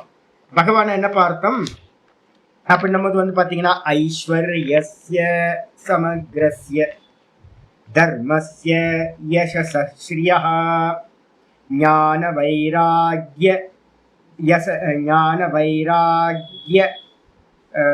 ஞான வைராக்யோச்சைவ ஷண்ணாம் பகயிதீரினாம். ஒரு ஸ்லோகம் வந்து பார்த்தீங்கன்னா 2 ஸ்லோகம் இருக்கு. பூத்தானாம் ஆகதிம் கதிம்னு ஒரு ஸ்லோகம் இருக்கு. அதுக்கப்புறம் இந்த ஒரு ஸ்லோகம் இருக்கு. பகன்னு சொல்றது வந்து 6 ஐஸ்வர்யங்களை உடையது. பகத்தை உடையவர் பகவான். பகவான் ஆயிருக்கு. அப்ப வந்து பாத்தீங்கன்னா என்னன்னா ஐஸ்வர்யம், சமக்ரஸ்ய ஐஸ்வர்யம், பூரணமா இருக்கிற ஐஸ்வர்யம். இந்த மொத்த வெல்த் யாரோடது? பகவானோட. இதுல என்ன ஒரு அநியாயம் இல்லை, நம்மளோடது நம்ம சொல்லிட்டு இருக்கோம். நம்மளோடது ஒண்ணுமே இல்லை. ஈஷாவாசியத்துல ஆச்சாரியர் என்ன பண்ணுவார்? முதல் மந்திரத்துக்கு ஈஷாவாசியம் இதம் சர்வம் எத்கிஞ்ச ஜெகத்யாம் ஜெகத் தேன தெக்தேன புஞ்சீத மாகிருதக கஸ்யஸ்விதன் இருக்கு. நியம விதியா என்ன பண்ணிருக்கு? இந்த உலகத்துல இருக்கிறதெல்லாம் ஈஸ்வரன் அப்படின்னு பாரு. அதுக்கு வந்து பாத்தீங்கன்னா மாகிருதக கஸ்யஸ்விதன், யாரோட தனத்துக்கும் வந்து ஆசைப்படாதுன்றது சொன்னதுக்கு பிறகு சங்கரர் வந்து பாத்தீங்கன்னா ஏன் ஆசைப்படக்கூடாது அப்படின்னு கேட்கும்போது கஸ்ய தனஸ்வித், தனம் வந்து யாரோடது அப்படின்னு ஒரு கொஸ்டின் பண்றேன். யாரோடதும் தனம் இல்லை, இது எல்லாம் யாரோடது? மொத்த தனமும் ஈஸ்வரனோடது. அதனால வந்து பாத்தீங்க அப்படின்னா யாரோட தனத்தையும் ஆசைப்படாதுன்றதுக்கு அர்த்தம் ஈஸ்வரனோட தனத்துக்கு இது எல்லாம் ஈஸ்வரனோட தனம், நீ ஒன்ன கூட உன்னோடது இல்லை, அதனால ஆசைப்படாத. சொஸ்யவா பரஸ்யவா கஸ்ய தனம் அஸ்தி. ஆச்சாரியர் சொல்றாரு நம்மளோடது, என்னோடதா இல்ல உங்களோடதா தனம்? யாரோடதும் இல்லை, தனம் வந்து பாத்தீங்கன்னா ஈஸ்வரனோடது, அதனால ஆசைப்படாத அப்படின்னு. அப்ப வந்து பாத்தீங்கன்னா என்ன சொல்ல வருது அப்படின்னு கேட்டா, இந்த மொத்த லோக்கத்துல இருக்கக்கூடிய வெல்த்தும் யாரோடதுன்னா சமக்ரஸ்ய ஐஸ்வர்யஸ்ய, மொத்த வெல்த்தும் யாரோடதோ. அது மட்டும் இல்ல, தர்மஸ்ய சமக்ரஸ்ய தர்மஸ்ய, பூரண தர்மத்தை உடையவரா, யசஸஹ பூரணமா புகழை உடையவரா, பூரணமா வந்து பாத்தீங்கன்னா ஸ்ரீயஹ வெல்த்தை உடையவரா, ஞான பூரணமான ஞானத்தை உடையவரா, பூரணமான வைராக்கியத்தை உடையவரா. நினைச்சு மாத்திரத்து அவருக்குலாம் என்ன ஒரு கொடுமை இல்லை. நம்ம எதையாவது உருவாக்கணும் அப்படின்னா, நான் ஆசைப்படுற சிஷியர்கள் வந்து பாத்தீங்கன்னா இன்னைக்கு காலைல ஜெயந்தி வாட்ட கேட்டா பிராரப்தம்னா ஏன் பிராரப்தம் சாமி அப்படின்னா, பிராரப்தம் சொல்லி 4 குத்து. பிராரப்தத்துக்கு என்ன லட்சணம் சொல்லியிருக்கு? பிராரப்தத்துக்கு என்ன லட்சணம் சொல்லியிருக்கு? ஜாத்தி ஆயு போகா. அது என்ன? அப்ப வந்து ஜாத்தி ஆயுள் போகத்துல வந்து கர்ம வருமா வராதா? வராது. இது உங்க பிறப்பை தீர்மானிக்கும், இறப்பை தீர்மானிக்கும். இந்த பிறப்புக்கும் இறப்புக்கும் நடுவுல இருக்கிற போகம். ஒரு வேலை பண்ணிட்டு ஒரு மாசம் வேலை செஞ்சுட்டு அப்புறம் போய் முதலாளிகிட்ட போயிட்டு சம்பளம் கொடுங்கன்னு கேட்டா, ஒரு 10 நாள் வேலை செய்ப்பா, அதுப்பா அதான்ப்பா உன் சம்பளம்னு சொல்லுவாரா? சொல்ல முடியாதுல்ல. அப்ப வேலை பண்ணதுக்கு சம்பளமா எதையாவது நீங்க பொருளா கொடுத்தாகணுமா? அரிசி பருப்பு கொடுக்கணும், இல்ல பணமா கொடுக்கணும், இல்ல டாலரா கொடுக்கணும், எனக்கு ஏதோ ஒண்ணு கொடுக்கணும். உங்களுக்கு வேலைக்கு சம்பளம் இன்னொரு வேலையா இருக்காது. அப்ப போகங்கள் இருக்குல்ல, இந்த சரீரத்துல நடக்கக்கூடிய சுகதுக்க போகங்களை வந்து பாத்தீங்கன்னா அதான் பிராரப்த கர்மான்னு பேரு. பிராரப்த கர்மான்றதுக்கு அர்த்தம் வேற ஒரு கர்மா இல்லை. வேற ஒரு கர்மா வந்து பாத்தீங்கன்னா கர்த்தும் அகர்த்தும் அந்நியதா கர்த்தும் வா சக்கியக கர்த்தா. கர்த்தா வந்து பாத்தீங்கன்னா எதை வேணா பண்றது சாமர்த்தியம் இருக்கு. வீக்னஸா இருந்தாலும் வாசனைக்கு உட்பட்டவன் சுதந்திர கர்த்தா இல்லை. வாசனை இல்லாத சுத்தமா கண்ட்ரோல் பண்ணவன் எவன் இருக்கானோ அவன் சுதந்திர கர்த்தா. அப்ப வந்து பாத்தீங்கன்னா பிராரப்தத்துல வந்து எது வரும் அப்படின்னு கேட்டீங்கன்னா கர்மபல போகங்கள் மட்டும்தான் பிராரப்தம், பிறந்ததுல இருந்து இறக்குற வரைக்கும். அப்ப வந்து பாத்தீங்கன்னா பகவான் வந்து பாத்தீங்கன்னா எப்படி இருக்காரு அப்படின்னு கேட்டீங்கன்னா எல்லா ஞான வைராக்கியம். நமக்கு வந்து பாத்தீங்கன்னா இந்த சரீரத்துல வந்து பாத்தீங்கன்னா எனக்கு வந்து யாரைய உருவாக்குறேன் அப்படின்னா நல்லா வரணும். கேள்வி கேட்டோன்னு இந்த பிராரப்தம் கேள்வி கேட்டோம் எனக்கு கோவம் வருது. நான் சொல்லி கொடுக்குறேன், கரெக்டா புடிச்சுக்காம வந்து பாத்தீங்கன்னா இது ஏன் இன்னும் உள் வாங்காம இருக்காங்க, பிராரப்தம் தெளிவு வரணும்ல அப்படின்னு. ஆனா பகவானுக்கு வந்து பாத்தீங்கன்னா உன்னை உருவாக்கிட்டு இந்த மொத்த கிரியேஷனையும் பண்ணிட்டு அப்படி க்ஷண மாத்திரத்துல மொத்தத்தையும் டிஸ்ட்ராய். என்ன வைராக்கியம் இருக்கு இந்த உலகத்திலே. ஒரே ஒரு ஆள் தான் விரக்தனா, மகா விரக்தன் யாரு அப்படின்னு கேட்டீங்கன்னா சுடலையாண்டி. யாரு? நம்ம சிவபெருமான். சிவபெருமான் மொத்தத்தையும் சுவாகா, மொத்தத்தையும் மிச்சம் வைக்காம சாம்பலாக்கி சாம்பல் எடுத்து மேல பூசிக்கிட்டு ஒருத்தன் நிக்கிறான். அப்ப எப்படிப்பட்டவர்னா பகவான் வந்து பாத்தீங்கன்னா பூரண வைராக்கியத்தை உடையவர், பூரண ஞானத்தை உடையவர், பூரணமான வெல்த்தை உடையவர், லக்ஷ்மியை பூர்ணமா யசஸை புகழை உடையவர், பூர்ணமா தர்மத்தை உடையவர், பூர்ணமா ஐஸ்வர்யம் சாசன தன்மையை உடையவர், எல்லாத்தையும் கமெண்ட் பண்ற சாமர்த்தியம், இந்த 6 சக்திகளையும் உடையவருக்கு பேரு பகவான் அப்படின்னு பேரு. இந்த பகவான் அப்படின்னு சொல்லும் போதே நம்ம என்ன பண்றோம் தெரியுங்களா?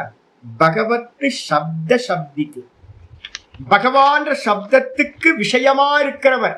என்ன விஷயம் அப்படின்னு கேட்டீங்கன்னா நம்ம உடனே வந்து சகுனத்தை எடுத்துட்டீங்க அப்படின்னா அது வந்து சகுனம்.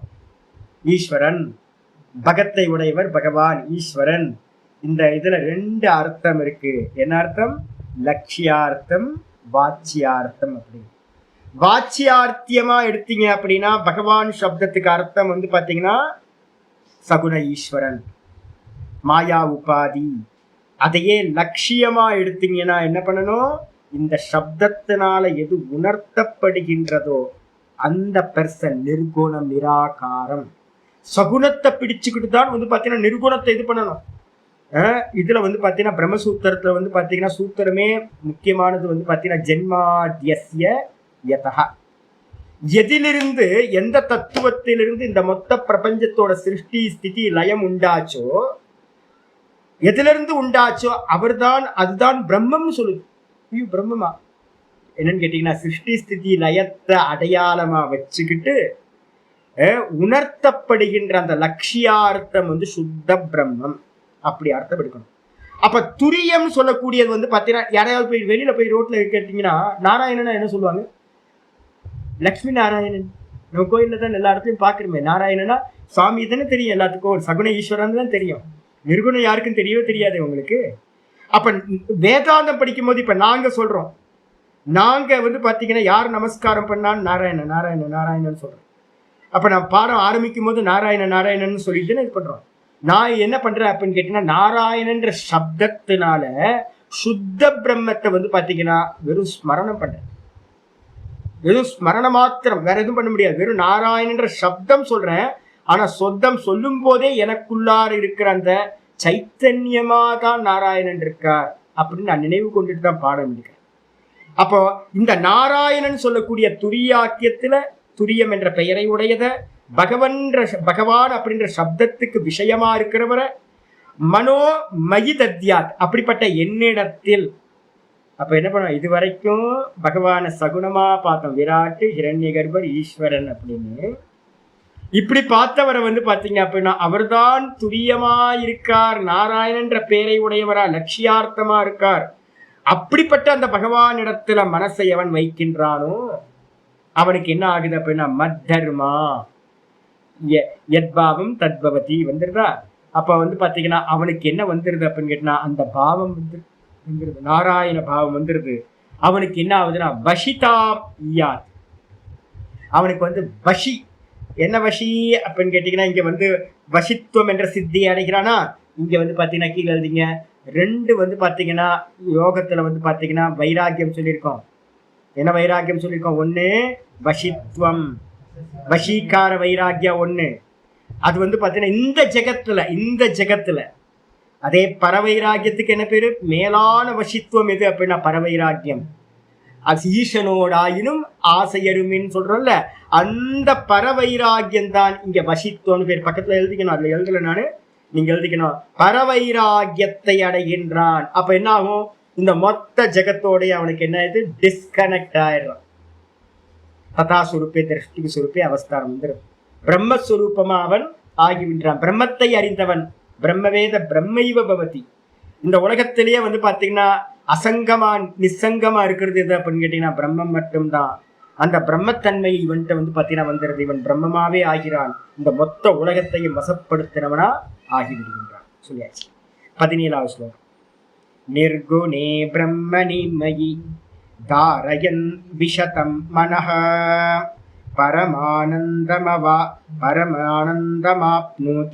யத்ர காமோ வசீயதே. நிர்குணே பிரம்மணி மயி தாரயன் விஷதம் மனஹ பரமானந்தமாப்னோதி யத்ர காமோ வசீயதே. நிர்குணே பிரம்மணி மயி. போன ஸ்லோகமும் நிர்குணம் தான், இந்த ஸ்லோகமும் நிர்குணம் தான். நம்ம 12-12 ஒன்று படிக்க போறோம். 12-12 வந்து பாத்தீங்கன்னா 12வது சாப்டர் பகவத்கீதை இப்போ எடுத்துட்டு இருக்கோம். இப்போ 5வது ஸ்லோகம் போயிட்டு இருக்கா, 5 போயிட்டு இருக்கா. இன்னும் ஒரு 3 நாள் 4 நாள்ல வந்துடும். 4 நாள்ல கொஞ்சம் டைம் கூட எடுக்கும். நீங்க அப்போ வந்து 12வது ஸ்லோகத்துல வந்து சொல்லும் போதே சொல்லுது என்னன்னு கேட்டீங்கன்னா, ஸ்ரேயோகி ஞானம் அபியாசாத் ஞானாத் தியானம் விசிஷ்யதே தியானாத் கர்ம பலத்யாக தியாகாத் சாந்திர் அனந்தரம் அப்படின்னு ஒரு வார்த்தை வருது. கம்பீரமான அர்த்தம் அது. அது என்ன சொல்லுதுன்னா, ஒரு சாதகனுக்கு வந்து பார்த்தீங்கன்னா முதல் ஸ்டெப்பே இந்த சகுன கர்மப்பல தியாகம் தான் நாங்கள் முதல்ல சொல்றோம். இது கர்மயோகம் அப்படின்னு.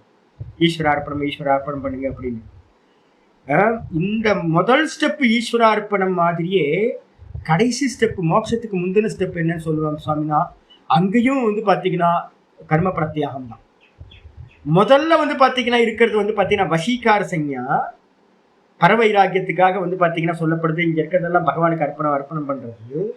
இந்த கடைசியில வரக்கூடியது என்ன அப்படின்னு கேட்டீங்கன்னா, உங்களுக்கு நிதித்தியாசன ரூபமா இருக்கிற இந்த தியானத்துல பண்ணுவீங்கல்ல, நிதித்தியாசன ரூப தியானம்னா அகமன்ற ஸ்புரணத்துல நிக்க ஆரம்பிப்பீங்க. துரியத்திலேயே நிக்கிறதுக்கு சாமர்த்தியம் வரும்போது அது என்ன பண்ணும்? நான் ஏற்கனவே உங்களுக்கு பரிணாமத்தை பத்தி பேசும்போது சமாதி பரிணாமம், நிரோத பரிணாமம் ஒவ்வொன்றா எடுத்திருக்கேன். நிரோதத்துல நிப்பான், திரும்ப அவன் கீழே இறங்கும் போது என்ன ஆகும்?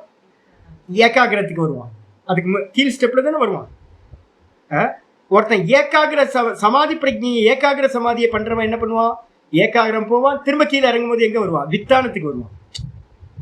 ஏகாகிரத்துல இருந்து கீழே இறங்குறவன் வித்தானத்துக்கு வருவான். அதே நேரத்துல நிர்குண நிராகாரத்துல சமாதி பண்றவன் என்ன பண்ணுவான்னா, மேல நிர்குண நிராகாரத்துல ஏறுவான், சமாதி கலையும் போது ஏகாகிரத்துக்கு திரும்ப மேலே ஏறுவான், கீழே இறங்குவான், மேலே ஏறுவான், கீழே இறங்குவான். இது நடந்துகிட்டே இருக்கும், மெதுவாக நடந்துகிட்டே இருக்கும். இந்த ப்ராசஸ் தான் நிதித்தியாசனத்தை நடக்கும். இப்படி நடக்கும்போது என்ன ஆகும் அப்படின்னு கேட்டீங்கன்னா, இந்த மாயா இருக்குல்ல, ஐயோ மம மாயா துரத்தையான்னு இருக்குல்ல, ரொம்ப மோசமானது. அது என்ன பண்ணும் அப்படின்னா, நீ என்னை வந்து தப்பிச்சு போறான்னு பாக்குறியா, விட்டுருவோனா நான் ஒண்ணு அப்படின்னு வந்து தன்னோட குழந்தைய விட்டு கொடுத்துருமா அம்மா. அம்மா வந்து பார்த்தீங்கன்னா விடவே மாட்டேன்னு இழுத்து பிடிச்சி வச்சுக்கோ. அப்ப என்ன பண்ணுன்னு கேட்டீங்கன்னா, இவனை மோகம் அடைய பண்றதுக்காக என்ன பண்ணுனா, அந்த இடத்துல சித்திகள். அப்ப வந்து பாத்தீங்க அப்படின்னா, ஞானமில்லாத அபியாசத்தை காட்டிலும் ஞானம் உயர்ந்தது. 12:12 பகவத்கீதையில சொல்லுது, ஞானமில்லாத அபியாசத்தை காட்டிலும். தான் என்ன பண்றேனே தெரியாம, இப்ப உங்களுக்கு நான் பிராணனை பத்தி சொல்லிக்கிட்டே இருக்கேன்ல, ஓங்காரத்தை பத்தி சொல்லிக்கிட்டே இருக்கேன்ல, நிறைய வந்து பாத்தீங்கன்னா இதுக்கு இந்த அர்த்தம் அப்படின்னு ஒவ்வொரு யோக சூத்திரத்தையும் இதையும் உபனிஷத்து இதெல்லாம் வச்சு உங்களுக்கு சொல்லிக்கிட்டே இருக்கேன். எதுக்கு தெரியுங்களா? பண்றதுக்கு முன்னாடியே வந்து ஒரு நல்ல ஒரு ஞானத்தோட அபியாசத்தை பண்ணணும். அப்போ ஞானம் இல்லாத அபியாசத்தை காட்டிலும் ஞானம் உயர்ந்தது. இப்ப நீங்க நிறைய பேர் வந்து பாத்தீங்கன்னா அபியாசம் மட்டும் பண்ணாம விஷயத்தை கேட்டுட்டு இருக்கீங்கல்ல.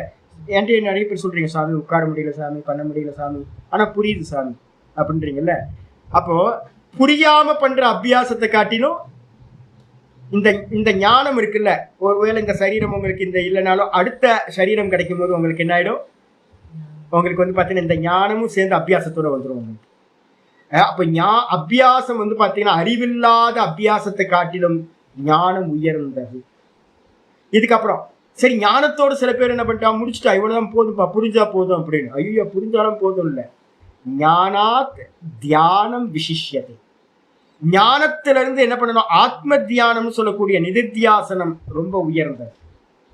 அப்ப சாமிகிட்ட இருந்து பாடம் கேட்டா போதாதுன்னு முடிவு பண்ணிடாதீங்க. இப்ப சொன்னோம்ல, நிர்குணே பிரம்மணி மயி தாரயன் விஷதம் மனக. இப்ப 2 ஸ்லோகமும் எதுல சொல்லப்பட்டிருக்கு? நிர்குண தியானத்தை பத்தி தான் சொல்லிக்கிட்டு இருக்கு. நாராயணன் சொல்லக்கூடிய துரியாக்கியத்துல மனோ மைய கத்தியாக்கு இருக்கு. அப்ப நிர்குணத்துல வந்து சொல்லக்கூடிய இந்த இதுல வந்து பாத்தீங்கன்னா புத்தியை வந்து தாரணை பண்ணணும், தியானம் பண்ணணும், சமாதி பண்ணணும். இப்படி பண்ணும்போது தியானாத்து கர்மப்பல தியாகன்னு சொல்லுது. தியானத்தை காட்டிலும் அந்த தியானத்துக்கு நடுவுல வந்து பாத்தீங்கன்னா மேஜிக், நிறைய மசாலாலாம் வரும், நிறைய மசாலாவாகும், நிறைய பெரிய பெரிய சித்திகள்லாம் வரும். நீ வந்து பாத்தீங்கன்னா அகில உலகத்துக்கு ஈஸ்வரனா இருந்துக்கோ, பிரம்மாவா இருந்துக்கோ, இப்படி இருந்துக்கோ, அப்படி இருந்துக்கோ. யம தர்மராஜா வந்து பாத்தீங்கன்னா ஆசை காட்டுவார்ல நச்சிகேதஸ், இதை மட்டும் கேட்காத, வேற எல்லாத்தையும் தான் தரேன் அப்படின்னு ஆசை காட்டுவார். அதே மாதிரி மாயையும் முன்னாடி வந்து நிறைய ஆசை காட்டும். ரம்பாவை அனுப்பும், ஊர்வசி அனுப்பும், திலோத்தமையை அனுப்பும், எல்லாத்தையும் அனுப்பி பார்க்கும். இந்திர பதவியை வச்சுக்கோ, பிரம்மா பதவியை வச்சுக்கோ, துருவ பதவியை வச்சுக்கோன்னு எது வேணாலும் காட்டும் உங்களுக்கு. அப்பவும் நீங்க வந்து பாத்தீங்கன்னா அந்த தியானத்தினால உண்டாகிற கர்ம பலன்களை எல்லாத்தையும் தியாகம், எனக்கு ஒண்ணும் வேணாம் அப்படின்னு வந்து பாத்தீங்கன்னா இருந்தீங்கன்னா தியாகா சாந்தி ரகம். அந்த மாதிரி பரத்தியாகம், பரவைராக்கியத்தினாலதான் வந்து பாத்தீங்கன்னா மோட்சம் கிடைக்குது. அப்ப என்ன ஆகும் அப்படின்னு கேட்டீங்கன்னா நிர்குணே பிரம்மன். இங்க வந்து நிர்குணே பிரம்மணி, நிர்குணமா இருக்கிற பிரம்மத்தின் இடத்துல விஷதம் மனகதாரையன். விஷதம் அப்படின்றதுக்கு அர்த்தம் நிர்மலம்னு அர்த்தம். மலங்களற்ற இந்த மனதை, மனசுல எந்த மலங்கள் இருக்கக்கூடாது அப்படின்னா மலமில்லாத மனசு, ராகத்வேஷங்கள்லாம் இருக்குல்ல மலங்கள். இந்த மலங்கள் இல்லாம எத்தனை மலம் இருக்கு சொல்லியிருக்கோம்? எத்தனை மலம் இருக்கு? முதல்ல ஸ்டார்டிங்ல என்ன இருக்கும்? விக்ஷேபம். அதுக்கு அடுத்தது லயம். அதுக்கப்புறம் மேல் ஸ்டெப் பிரகிருதிக்கு மேல போகும்போது ரசாஸ்வாதம், அப்புறம் காஷாயம். மொத்தம் 4 வந்து பாத்தீங்கன்னா சித்த மலங்கள் அப்படின்னு சொல்றது இந்த 4. இந்த 4 மலங்களும் இல்லாத நிலைக்கு பேரு விஷதம் மனகன்னு பேரு. எந்த ஒரு மலங்களும் இல்லாம விஷல் தாத்து வந்து பாத்தீங்கன்னா விஷல் நிர்மலை. அப்ப வந்து பாத்தீங்கன்னா நிர்மலமான மனசுல வந்து பாத்தீங்கன்னா யாரு தாரணை செய்பவனுக்கு பரமானந்தம் அவாப்னோதி. அவனுக்கு என்ன கிடைக்கும் சாமினா ரொம்ப விசிராந்தி, ஆனந்தம் ஆனந்தம் ஆனந்தம். தூக்கத்துல இருக்கோம்ல, தூக்கத்துல இருக்கிற நான் வந்து பாத்தீங்கன்னா ஃபர்ஸ்ட் பிரேக் வந்து பாத்தீங்கன்னா 1:30 மணிக்கு கரெக்டா நேச்சர் கால் ஏதாவது ஒரு 1:30 மணிக்கு வரும். போயிட்டு வந்துட்டேன் அப்படின்னா மனசு நல்ல விஷதமா இருக்கும். விஷதம்னு என்ன அர்த்தம்? அங்க எந்த பதிவுகளும் இல்லாம தூக்கத்துல இருந்து வெளியில வந்தேன், நல்லா நிர்மலமா இருக்கும். இன்னைக்கும் அதே தான். எப்போ வந்து எந்திரிச்சு போயிட்டு திரும்ப வந்து ரிட்டர்ன் படுக்கும்போது அவரோட ரொம்ப தூக்கம் இதாச்சுன்னா அவேர் வந்துடும். நல்லா திரும்ப வந்து படுத்து அப்படியே அந்த மனசை வந்து பார்த்தீங்கன்னா எப்படி அந்த இடத்துல எப்படி இருக்குன்னு பார்த்துக்கிட்டே இருக்கேன், தாரணை பண்ணிக்கிட்டே இருக்கேன். அந்த இடத்துல இருக்குன்னா நல்லா மனசுல எந்த ஒரு தாட்டும் இல்லாம விஷதமா இருக்கிற மனசா இருக்கு. அந்த இடத்துல தூக்கத்துல இருந்து வெளில வந்தோன்னா, தூக்கத்துல எப்படி தூங்குனேன்? ஆனந்தமா தூங்குனேன். அந்த ஆனந்தம் வந்து பாத்தீங்கன்னா அப்படியே தூக்கத்துல இருந்து வேக்கப் ஆனோன்னு இருக்கு. அந்த ஆனந்தத்திலேயே நான் மெடிடேட் பண்ணிட்டு இருக்கேன். இன்னைக்கு காலம் நல்லா பண்ண, பகவான் ஆனந்த ரூபியா இருக்கா அப்படின்னு அதை பார்த்துக்கிட்டே இருக்க ஆனந்தமா தூக்கத்துக்கு நான் போயிட்டேன். இதை உட்கார்ந்து நாம் பண்ணும்போது என்ன ஆகுதுன்னு கேட்டீங்கன்னா அந்த லயத்தையும் நான் கண்ட்ரோல் பண்ணேன் அப்படின்னா வெறும் பரமானந்தமா நான் ஆகிவிடுவேன். இன்னைக்கு காலையில கூட உங்களுக்கு 6:20 ஸ்லோகம் சொன்னேன். எத்ரோ பரமதே சித்தம், எத்திர உபரமதே சித்தம், நிருத்தம் யோக சேவையா, நிருத்தம் யோக சேவையா சைவாத்மனாத்மானம் துஷ்யதி ஆத்மனி பஷ்யன் பஷ்யன் ஆத்மனி துஷ்யதி பஷ்யன் ஆத்மனி. தன்னிடத்திலேயே தான் சுகத்தை வந்து பாத்தீங்கன்னா அடைகின்றான். என்ன சுகம் அப்படின்னு கேட்டீங்கன்னா அனுத்தமம் சுகம். அதுல வரிசையா 6வது சாப்டர் எடுத்து பாத்தீங்கன்னா சுகத்துக்குன்னே வந்து பாத்தீங்கன்னா உத்தமம் சுகம் அப்படிலாம் வந்து பாத்தீங்கன்னா வரிசையா இருக்கு. இந்த உலகத்திலே கம்பேர் பண்ண முடியாத சுகம் பேரானந்தம் அப்படின்னு இருக்கு. அந்த பேரானந்தத்தை வந்து பாத்தீங்கன்னா அவாப்னோதி. இது மெயின் இது அடைஞ்சவனுக்கு என்ன ஆகும் அப்படின்னா எத்திர காமோ அவசியத்தே. பிருகதாரண்ய உபனிஷத்துல ஒரு மந்திரம் இருக்கு. அவன் வந்து பாத்தீங்கன்னா என்னென்னலாம் ஆசைப்படுறானோ அதெல்லாம் எப்படி ஆசைப்படுவான் அப்படின்னா அவனோட மனசு வந்து பாத்தீங்கன்னா திரும்ப வித்தான அவஸ்தைக்கு வருமா, சமாதியில இருந்து வித்தான அவஸ்தைக்கு ஆகும். இப்போ ஜீவன் முக்தன் வந்து சரீரத்தோட கனெக்ஷன் இருக்குமா இருக்காதா? இருக்காது. பிரம்மவேத பிரம்மைவ பவதி, பிரம்மத்தை அறிந்தவன் பிரம்மமா ஆயிடுறான். அப்ப பிரம்மத்தை அடைஞ்சவனோட தேகம் இருக்குமா இங்க? ஆமா, அதுக்குதான் வந்து கர்மா இருக்கு. அந்த கர்மானால அது என்ன பண்ணுது, சரி சமாதியில இருந்து கீழே இறங்குது. இப்ப அவரை தான் நம்ம என்ன பண்றோம், ஆஹா அவர் பெரிய ஞானி புருஷப்பா, அவர் வந்து அனுபூதிமான் அப்படின்னா. ஐயோ அனுபூதிமான்னா அங்க இல்லப்பா, காலி வண்டி அது, அதுல எம்டியா இருக்கு. அந்த பர்சன் வந்து சர்வ வியாபகம் ஆயிட்டார், பிரம்மம் ஆயிட்டார். அவர் வாழ்ந்த வீடு தான் நம்ம பார்க்கிற அந்த சரீரம். அந்த சரீரத்துக்கு ஒரு கர்மா இருக்கு. அந்த சரீரம் கீழே இறங்கணும்னு அந்த சரீரத்துக்கு வந்து பார்த்தீங்கன்னா எத்தனை காமோ அவசியத்தை ஒன்னத்தை நினைச்சார் அப்படின்னா அந்த அந்த நினைப்போட எல்லை வரைக்கும் அந்த சரீரம் எதை நினைக்குதோ அந்த பிராரப்த வசத்தினால் அந்த தேகம் வந்து இருக்கும். அந்த இருக்கிற காலத்துல வந்து பாத்தீங்கன்னா இவன் ஒரு பக்தன் வரான், ஒருத்தன் வந்து பாத்தீங்கன்னா சுவாமி என்னால ஒன்றும் முடியல சாமி, ஏதாவது எனக்கு பண்ணுங்க சாமி அப்படின்னா, உனக்கு நல்லா நடக்கட்டும், மங்களம் உண்டாகட்டும் சொன்னா மங்களம் உண்டாயிடும். அவர் எதையெல்லாம் நினைக்கிறாரோ, இந்த ஊருக்கு போறாரு, மனுஷங்க எல்லாம் சொல்றாங்க, ஐயோ சாமி மழை பெஞ்சு 30 வருஷம் ஆச்சு சுவாமி, 20 வருஷம் ஆச்சு, 10 வருஷம் ஆச்சு, ஒரே பாலைவனமா ஆயிப்போச்சு, நீங்க ஏதாவது கருணை காட்டணும் சுவாமி அப்படின்னா, இவர் நினைச்சாருன்னா மனுஷங்களோட இதுக்காக ஐயோ இவங்களுக்கெல்லாம் மழை பெய்யட்டும்னா மழை பெஞ்சு. யாரோ ஒரு பக்தர் வந்து பாத்தீங்கன்னா செல்வ நல்ல ஐஸ்வர்யத்தோட இருக்கணும்னு நினைச்சாருன்னா ஆயிடும். இவர் எதையெல்லாம் எந்தெந்த காமங்களை எல்லாம் ஆசைப்படுகிறாரோ அந்தந்த காமங்கள் வந்து பாத்தீங்கன்னா நிலை பெற்றதாகின்றது. இவர் சொன்னதெல்லாம் அப்படியே நடந்துரும். இதோட எல்லை வரைக்கும் வந்து பாத்தீங்கன்னா அவருடைய வாக்கு வந்து பாத்தீங்கன்னா பலித்தமாயிரும், நினைப்பு பலித்தமாயிரும். இதான் நம்ம ஜீவன் முக்தர்களோட வாயிலிருந்து நல்ல வார்த்தை வரணும்னு நம்ம சொல்றோம். அனுபூதிமான்கிட்ட போய் ஆசீர்வாதம் வாங்குறது, இதெல்லாம் இந்த சித்திக்குள்ளார. இதோட நீ போதும், நிறைய டைம் ஆச்சு, போதும். இன்னைக்கு நாளைக்கு வீடியோ பார்க்கலாம். ஓம் பூர்ணமத பூர்ணமிதம் பூர்ணாத் பூர்ணமுதச்யதே பூர்ணஸ்ய பூர்ணமாதாய பூர்ணமேவாவசிஷ்யதே. ஓம் சாந்தி சாந்தி சாந்தி. ஹரி ஓம் ஸ்ரீ குருப்யோ நமः. ஹரி ஓம்.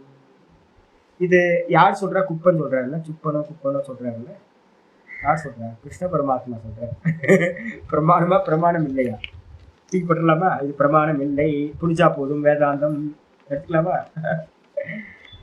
இதெல்லாம் லிங்கம், இதெல்லாம் அடையாளம். நம்ம உன்னை கிராஸ் பண்ணும்போது லேண்ட்மார்க் இருக்குல்ல, அந்த லேண்ட்மார்க் இதெல்லாம். ஆனால் ஃபோக்கஸ் வந்து ஒருத்தருக்கு பெரிய ஆனந்தம் கிடைக்கும் போது அல்பத்தில் அவனுக்கு புத்தி வருமா அப்படின்னா அல்பத்தில் புத்தியே வராது அவனுக்கு. அதனால வந்து ஒரு நல்ல இதெல்லாம் பொய்ன்னு தெரிஞ்சு போறவனுக்கு வந்து பார்த்தீங்கன்னா ஒரு ஞானி புருஷன் வந்து பார்த்தீங்கன்னா எதுலேயும் கவனம் கொடுக்க மாட்டான். சொரூபத்தை அடையிறது தவிர்த்து அவனுக்கு மற்றதெல்லாம் பொய்யாயிடும்.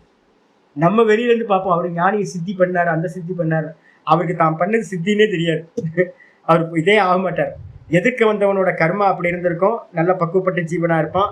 இவருக்கு அந்த கர்மத்து மூலமா இவர்கிட்ட இருந்து அந்த வாக்கோ இல்லை ஏதோ ஒன்று உண்டாயிருக்கும். உண்டான மாத்திரத்தை அவர் சித்தி புருஷர், அவர் சித்த புருஷர் நம்ம சொல்லிட்டு இருக்கோம். அவருக்கு அந்த சித்திக்கும் கனெக்ஷனே இல்லை. அது வெறும் எம்டி பாடி. வெறும் வந்து பார்த்தீங்கன்னா அந்த சாமானிய அஸ்தித்வத்துல இருந்து அந்த பாடி வந்து இயங்கிட்டு இருக்கும். அங்க இருக்க ஜீவத்துவம் வந்து பார்த்தீங்கன்னா பிரம்மம் ஆகிப்போச்சு. ஜீவன் வந்து அங்கே இல்லவே இல்லை அப்படின்னு அர்த்தம் இருக்கும்.